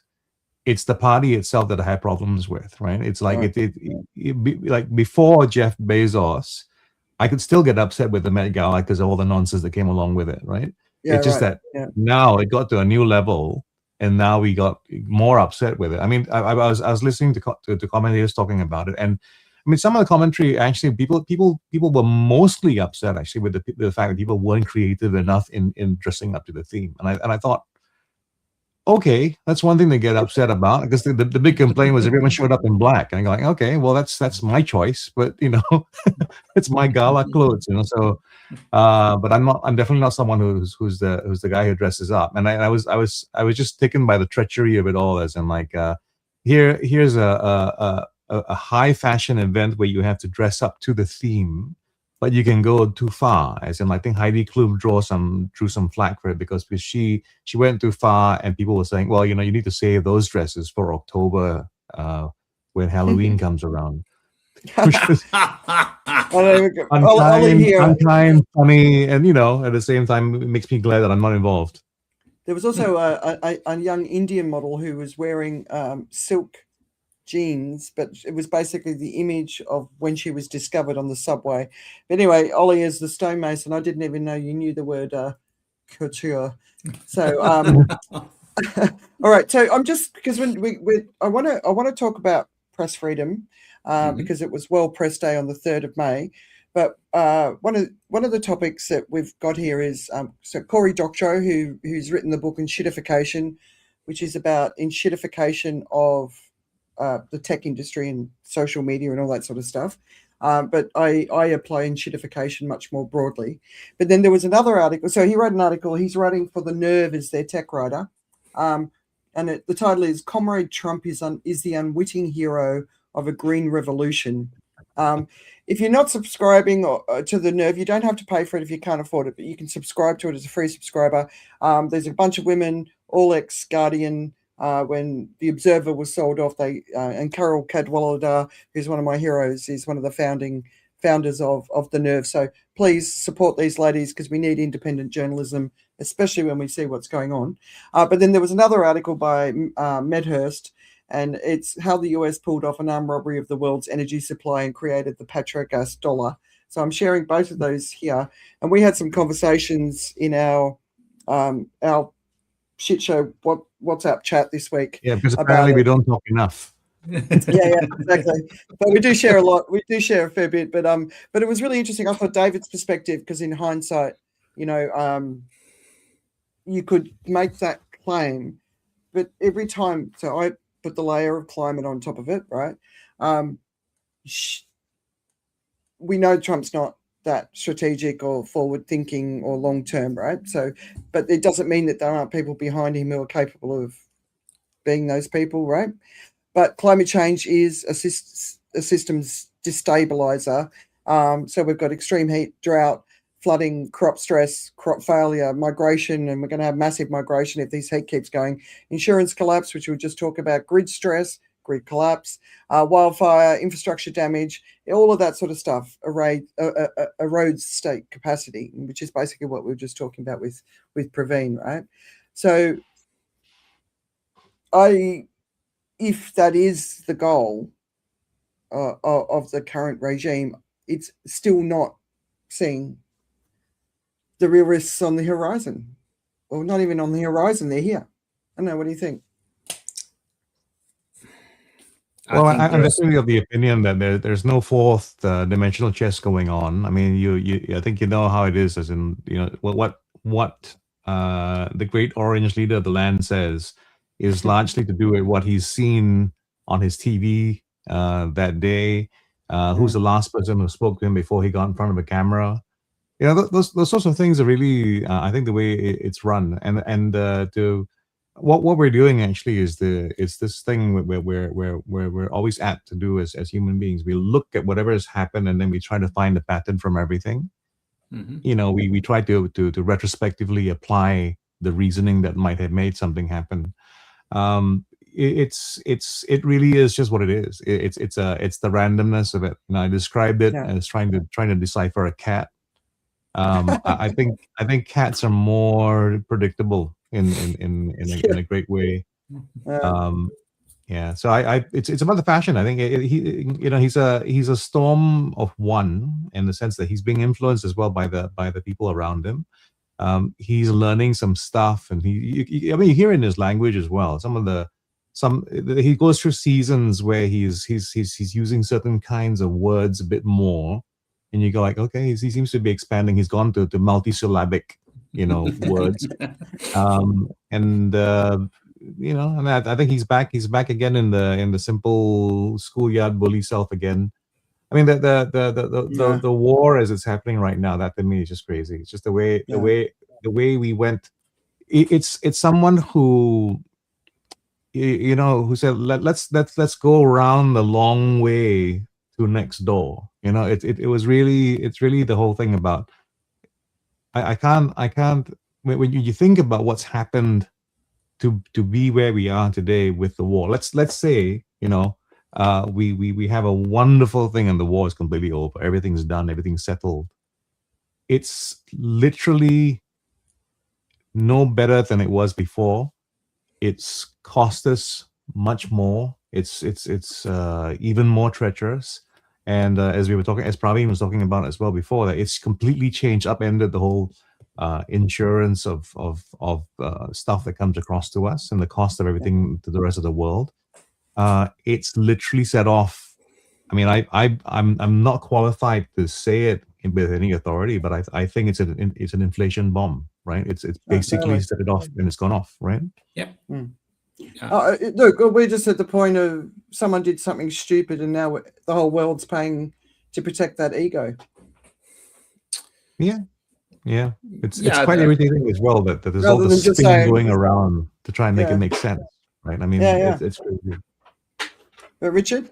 I do think there are strategic reasons behind what's happening, whether that comes, from Trump or his closer circle of backers further away. But there is a lot about curtailing China's rise. So you're trying to strike effectively at China's friends, like Venezuela and Iran, because we know China needs to import vast amounts of oil, even though their energy transition is happening a lot faster than elsewhere in the world. So you are trying to stimulate this rise of the Chinese might. When I'm looking at the numbers, I just don't think the West can compete. It's just a question of time. This is an irresistible force, which paradoxically is being helped by the fact that it's not a democracy. You don't have to worry about election there. You kind of go about a really long-term plan without the need to placate parts of the people that got you elected. And it does raise a specter of a lot of unpleasant questions. Whether the current state of Western democracy is actually an optimal way. And I'm not even sure I want to go down to what those implications are, but it does raise that possibility because, largely speaking, China is doing the right things. They're moving away from fossil fuels at a rate that's just incredible when you look at the numbers. Ultimately, if you really boil it down, China is creating an economy of plenty, which leads to some kind of permanent deflation. And for whatever reason in the Western world, we got into our minds that deflation is bad. So we're trying to create a world of scarcity by pushing up the price on all the things that you cannot get more of. I don't think that's a very, very smart way of creating prosperity down the road. But we have elected leaders who have chosen to go down that path. And if the population is unhappy, you should probably look in the mirror and say, somewhere down this path, there were decisions being made that you actually need to take responsibility for. Yeah, it's interesting, the collaborative societies versus the individualistic, right? Yeah. And having lived in both, I see the benefits of both. And I know that a lot of people in Western societies are very scared of the concepts, but I don't know. I feel like I'm living in one of the best places on earth right now, as far as knowing I'll be taken care of by a government, by the way. My children. So my youngest son is starting his national service in 20-something of July. So that's confirmed now. So 2 boys serving the country, right? Here's a little quirky story that's popped up around the war. Have either of you noticed that in India they're having Diet Coke parties? It's a bit of a social media trend. Jesus Christ! Yeah. It hasn't come up on my feed. No. Okay. So you'll notice it now. So it was kind of in the periphery, and eventually I was like, "What the hell's going on?" And then this piece popped up in the Atlantic. So, obviously in Asia, we're being fully impacted by what's going on with the Strait of Hormuz. We're the first to be impacted.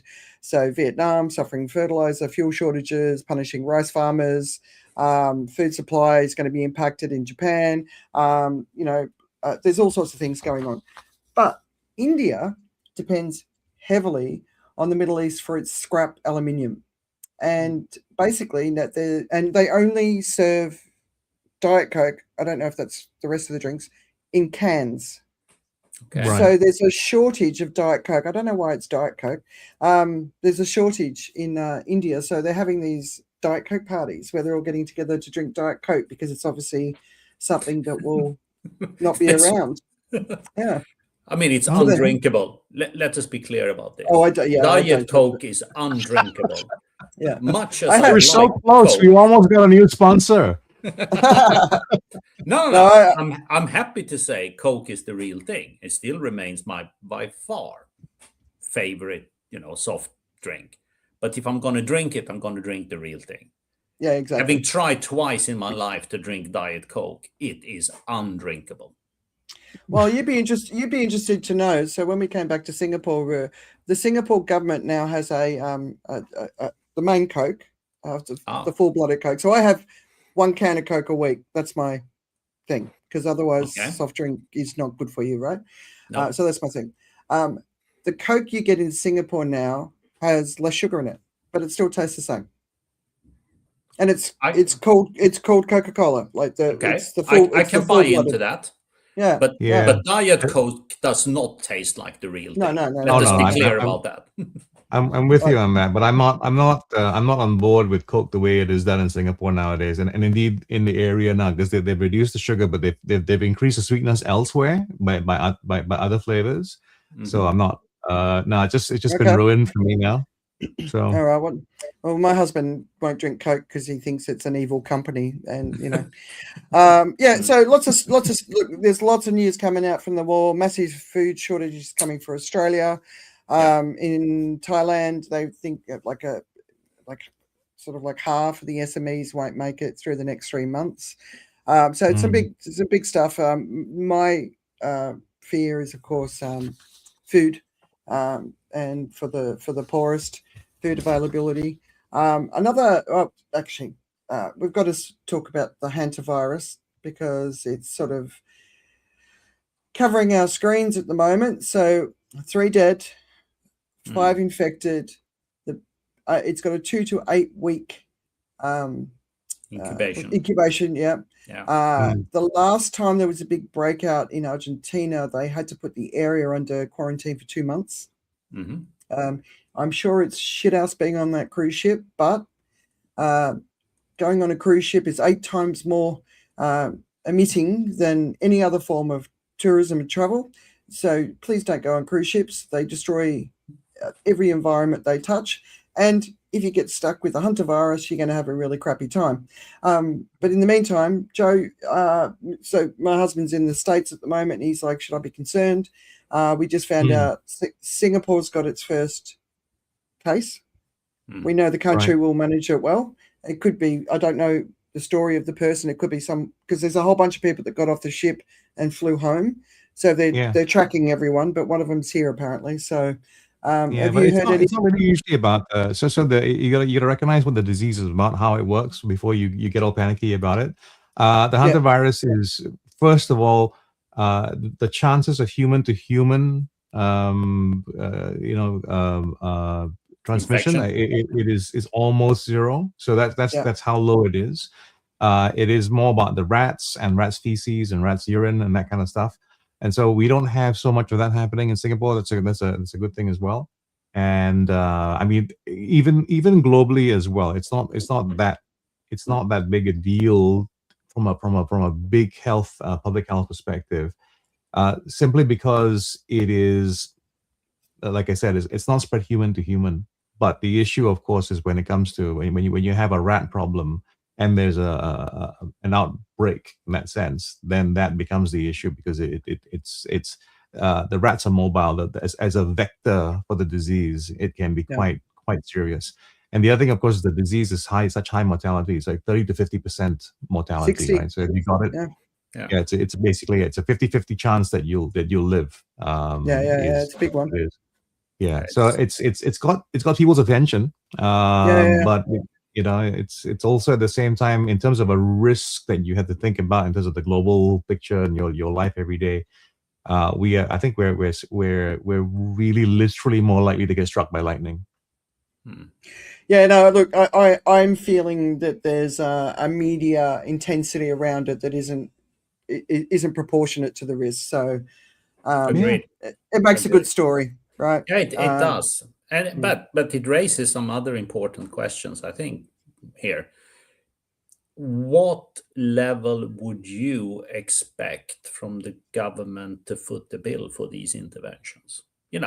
Someone has basically gone on a cruise ship out of their own free will, and now they're expecting the government to fly them home effectively in a private jet. I mean, are you kidding? I think you need insurance for that if you go on a cruise ship and you get a virus, right? Exactly.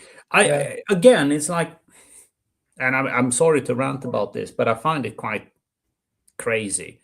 You have people traveling to jurisdictions. Here, it's a ship and you should have insurance for all these things. But you have other cases of people traveling to zones where the Foreign Office do not recommend travel, and they get stuck because of conflict or natural disasters. And we expect the government to come and rescue us. I mean, seriously? You went there on a holiday out of your own free will, and now you're stuck because of a conflict against the recommendation. Well, you walk home or you hitchhike home. It's like, it's not my problem, and I don't want my taxes funding that kind of rescue mission. It's crazy. It's good to hear the compassion. There's none. Absolutely none in this case. No, I mean, I think in this case, it's more about assuring everyone that everything's being done to protect everyone else, right? I mean, it's a really nasty disease. And, if you manage to combine it with something that is easily transmittable, then you get really, really, really problematic, because the incubation period is super long. Yeah. But it doesn't transmit very easily. I have to admit that I do have a compassion for the travel bloggers on the ship, and I'm not an unkind person, but I'm really anti cruises, right? And I remember last year reading that like 3 in 4 Australians are going to go on a cruise, and I'm like, is nobody paying attention? Like, really? And this was an Antarctic cruise. It wasn't just any cruise, right? It's like, come on, guys, are we really not paying attention? You've got all these travel bloggers on the ship basically crying into their cameras because they're stuck on this ship and they can't get off. And I mean, I'm like, if that was me, I'd be like, well, first of all, I wouldn't be on the ship, but if I was on the ship, I'd be like, all right, let's make the most of this and have a bit of an adventure, and I might have a story or two to tell later. if I survive. Yeah, I mean, exactly. It's always this crony capitalist problem. When the upside comes, it's all mine, and when the downside comes, I expect someone to take care of me. I mean, seriously? Yeah. That's not how the real life works. Now, Joe, do you need to get off? Well, I mean, just about 5, but I can really go right to the wall there with time. But for me, I do feel a little bit different about public health. I mean, I think it is in the end, public health is about it's about risk management, and it is about taking on board as well that the fact that you're going to have idiots, right? I mean, that's the way it is.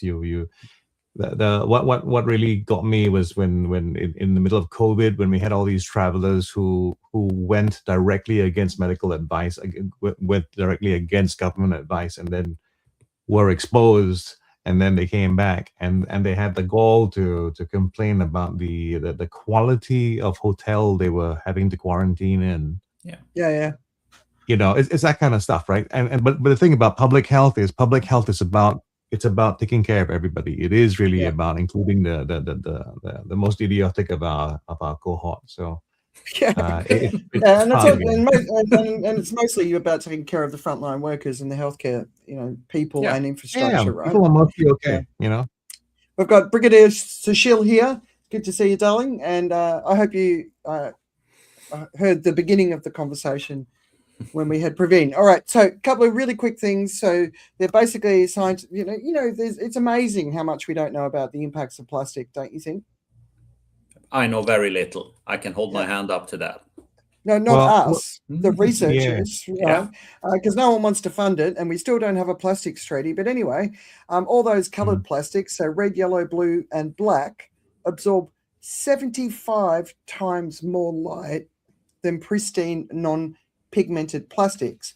But as plastics stay in the environment for longer, they get darker, so then they also start. So basically, they didn't really think plastic were doing much to contribute to warming, but now they've found that it is actually contributing to warming, and they're saying it's roughly 16% of the warming impact of black carbon or soot is now being attributed to microplastics and nanoplastics. And nanoplastics actually heat up more than the bigger microplastics. So I thought that was really interesting.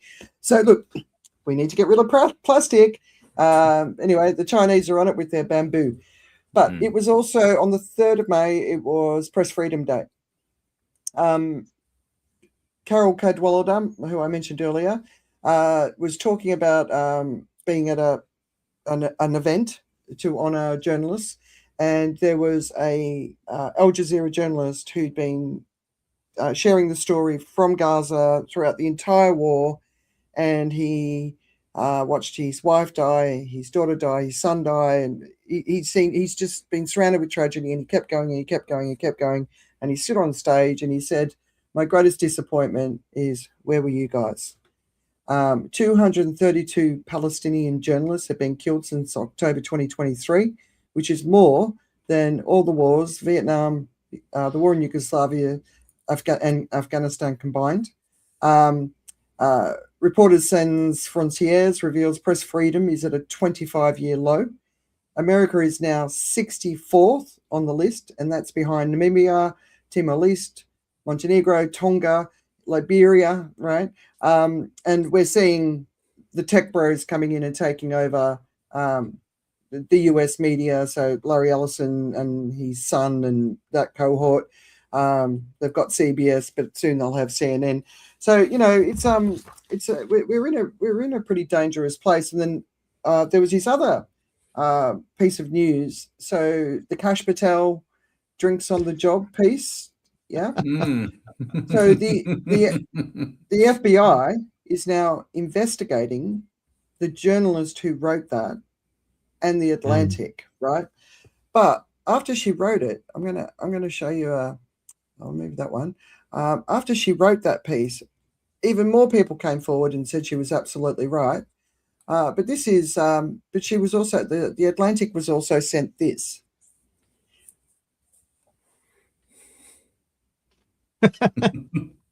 This is a custom bottle of whiskey with his name on it that he gives out as gifts So anyway, he's demanding $250 million in defamation, but I don't think he's going to win that case. What do you guys think? Well, I think he's not seeing straight. Yeah, well, yeah. Oh, Joe, AI. So I can't talk about it. I attended this amazing event last night, and it was on AI skills in Singapore. Yeah. And the one thing I know is okay to share is the government is pushing the message AI for everyone, everywhere, all the time. And I was sort of sitting there and I was listening to it, and I was really understanding the strategy and what Singapore is doing. And I wish more countries, governments and leaders of more countries would look at what Singapore does. It's cautious when it needs to be, and it's radical when it needs to be. But, the transition the country's going through, because they've been paying attention to climate change for a long time, because they understand the risks and some of the stuff that's going on here. But it's culture. The culture of Asia isn't. It's always humility. They don't talk about it. They just get on with it and do it, right? But it was really interesting. But there's a lot of things going on. We obviously had the intro video. Maybe just quickly explain the intro video, because it chopped up a couple of bits that I thought was good. But then there's this manosphere piece. I don't know. What do you want to talk about with AI? Because there's some good stuff coming out at the moment. Okay, so we talk about government and where things are moving and what people should do. For me, it's really simple.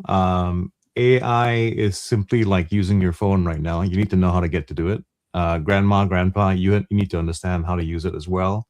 And the way it's going to be rolled out in Singapore, which is very interesting, is that even for kids, they're going to start getting kids on AI, which I think is completely fine, because I think what if you use AI correctly, what it actually is, it's a lesson in critical thinking. People don't usually use it for critical thinking, but if you really, really want to, like for me, how I get ready for this show is I use AI extensively to understand the many, many links you give me. So I would never be able to, as someone who's somewhat dyslexic as well, I would never been able to process, I'm never able to process all the stuff that you sent over and have an opinion about things and have some ideas about it.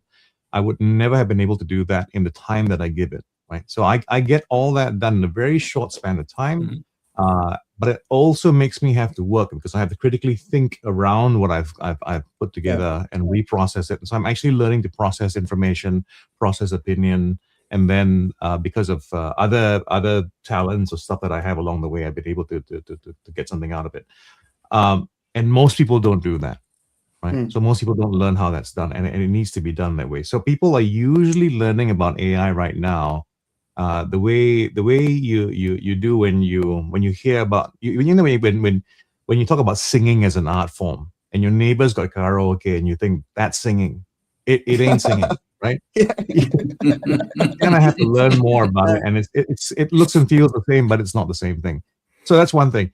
When it comes to the way the internet learns its stuff, and the manosphere, I'll say this.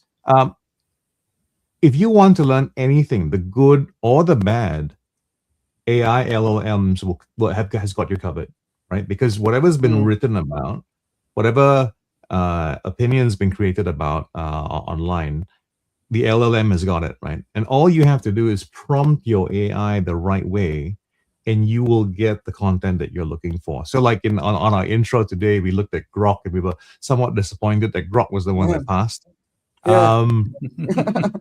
Grok, as much as Grok has got that reputation for all the terrible stuff it can do, it can also produce some really good stuff. As in, like, if you prompt it correctly, this thing, which is the crucible of humanity, it is everything melted into this one source that's available for you to sort out, right? You can get the good stuff out of it, you can get the bad stuff out of it. Now, the problem with the manosphere is that it's a vocal group. A lot of that stuff is out there and it's written. And if you're looking for that, what AI has an ability to do, and a lot of companies try to do, is work on this idea called intent. It tries to work out what it is that you're looking for, what you want, and it'll give it to you. That's the whole point. It's trying to figure out who you are, and it'll try and give you what you want. So that's the real challenge with the information that's out there right now. And maybe what we need in terms of regulation for me is this thing where we have a sense of, okay, well, we need to present you what you're looking for, but we need to also say, hey, but also maybe think about this, right? Yeah. So I think you have an opportunity to see the counterpoint, and I do that for my stuff. I often ask when I prompt AI, I try to find the counterpoint as well. I'll ask questions about the opposite. And that is something which you can get from the same source of the terrible stuff. You can get the very good stuff as well. Yeah. Yeah, no, that little video for me was interesting for a couple of reasons. One, I can't talk disrespectfully to AI. I kind of feel like if you give into that, neutrally I can talk straight, but I can't be I'm gonna do this to you. But the other thing is I don't talk to it. I type. I am. And same here. Yeah, I wonder if that's that because it was interesting for me watching that video because it was the different voices of the AIs talking back, and there was some visual representation with the voices as well. The grok girl, and I wonder if that makes it a different experience because there was another piece that I shared with you guys about there were 3 people interviewed. One was in Japan, one was in the UK, and one was in the US, and they'd all gone through AI psychosis, right? And I kind of listened to that, and I'm like, how does that happen? You know, because they're all, you know, I mean, this guy is standing there with a hammer at his window, ready to go outside and beat someone in the head with a hammer because of his AI conversations. And how does that happen? You know, and I think the personalization through the voice interaction, I think that potentially could, because you can get it to do whatever you want, be whoever you want. If you're a male, you want to. Well, I'll tell you what I think I think text is actually more dangerous. Actually, if you ask me, because when you have spoken AI, I've never had AI seem to lean very hard in one direction either way when it speaks out loud because of its tone being quite centered and what have you, right? Yeah. It's words that really get interpreted by you. You add the source to the word. This is why if you really want to be misunderstood, send an email, right? I mean that's the way. People will put things in language and they'll color it, and you hear the voice that you put onto it. And I think words actually are more dangerous. So to me, I wish more people actually just used a voice interface, because that would take out the emotionality of it. You know, if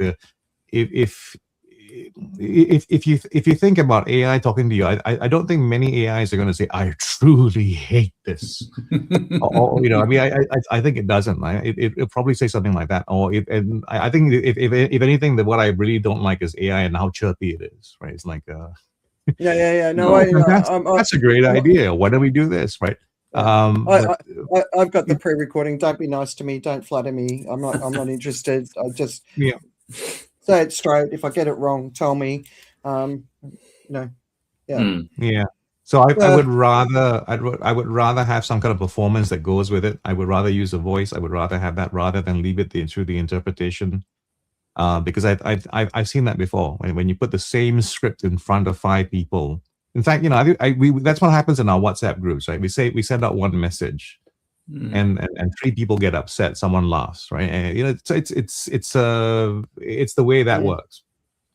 Interesting. All right. Yeah. So I know Joe needs to go. So what's keeping you distracted? We've just gone over, but important. Richard, how's your asparagus going?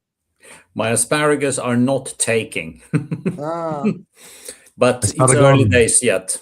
I'm going to give them another 2 weeks, and then I'm giving up hope. And we're reverting to crops I understand better. But I thought it was an interesting try. We'll see. In 2 weeks, I can definitely say whether it worked or not, because then we're past the longest incubation period for these little seeds. No, it's big planting season. Lots of stuff going in the ground from seedlings. Will be the biggest crop I've ever tried to grow. And I think it's just one of those things that each and every one of us should experiment with. What can you grow on your windowsill if you're in a 1-bedroom flat? Absolutely. And if you're lucky enough like me to have a garden, just try growing a bit more stuff and see what works for you, and what is hard work and not much reward, and what is relatively easy work and decent reward. I tend to lean towards the latter, funnily enough. So lots of tomatoes and courgettes. It's because you're human. It's just the way we are. Exactly. I'm playing catch up with your recommendation last week, Andrea. I'd always been a fan of The Rookie, but I hadn't been kept up to date. So now I am more up to date. I'm still catching up with the latest episodes. Yeah, it's good, right? It's good yarn. So Steve's been away, so I'm not watching The Rookie because that's one we watched together. But I decided to watch a couple of Pitch Perfects this week. I'm a big Rebel Wilson fan, and I never saw the movies. Right. And I just thought, something singing and dancing sort of thing. But there's a series that I have been watching, which I can only watch when I'm by myself. So I always have little girly stuff when there's no males around me because I'm in a house of men, right? But there's a series. It's 2 seasons. There's a 3rd season coming out. I don't know when. It's called Survival of the Thickest. Have you guys seen it? No. What kind of show is that? No. So it's basically the main character is an advocate for the plus-size woman. So it's based around 3 black characters in New York City living their life. The first 2 episodes are absolutely shithouse acting to the point where I was like, I don't know if I'm going to watch this, but then it got really good. Survival of the Thickest, there's one of the sort of central sort of themes is around this transvestite cabaret sort of bar and the stories that are in the bar. It's the 3 guys.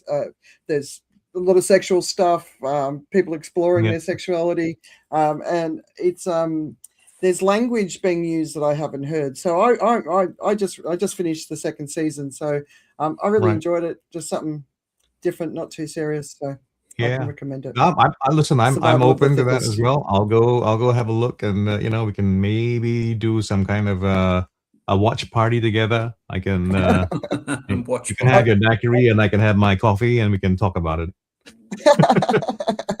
All right, thanks everyone for being here. We've had Cecile and Ollie doing some fantastic commentary here.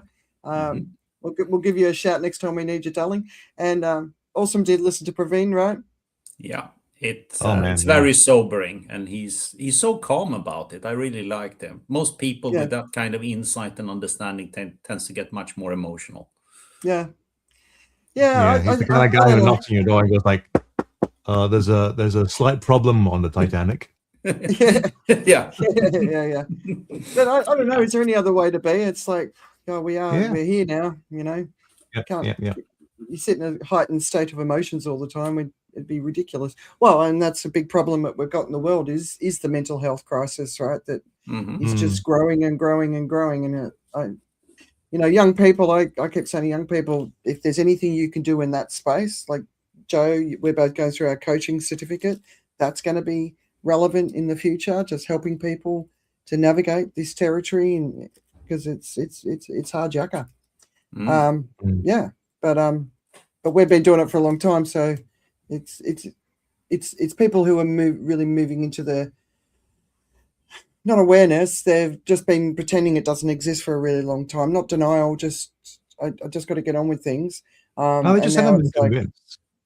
They just haven't been convinced. You sometimes need to get to a point where you go like, oh yeah, right? So you've been there before where you've got to spend a lot of time convincing someone that they're going out with a scam artist, right? Yeah. Very well put. I actually think the majority of people it's not that they needed to be convinced, it's that they could never put the attention on it that it required because it scared them too much. So when I talk to people about it, I haven't been able to do it. I haven't been able to step into it. I know there's a problem. I know it's a big problem, but I just couldn't do it. So, but they need something to do then. If you can give them something to do, that makes a difference. And there's no, whatever that is, even if it's just making changes at home, as long as they feel like they're doing something, it really helps people. That's my takeaway from having done this for quite some time with a lot of different types of people. So gives people something to do, or go and support somebody else that's doing something like us. Exactly. All right. Have a good weekend, everyone. We'll see you next week. Like, subscribe, that sort of thing. I gotta go and do some stuff now. Yeah. All right. Bye. Take care. Bye. Bye bye.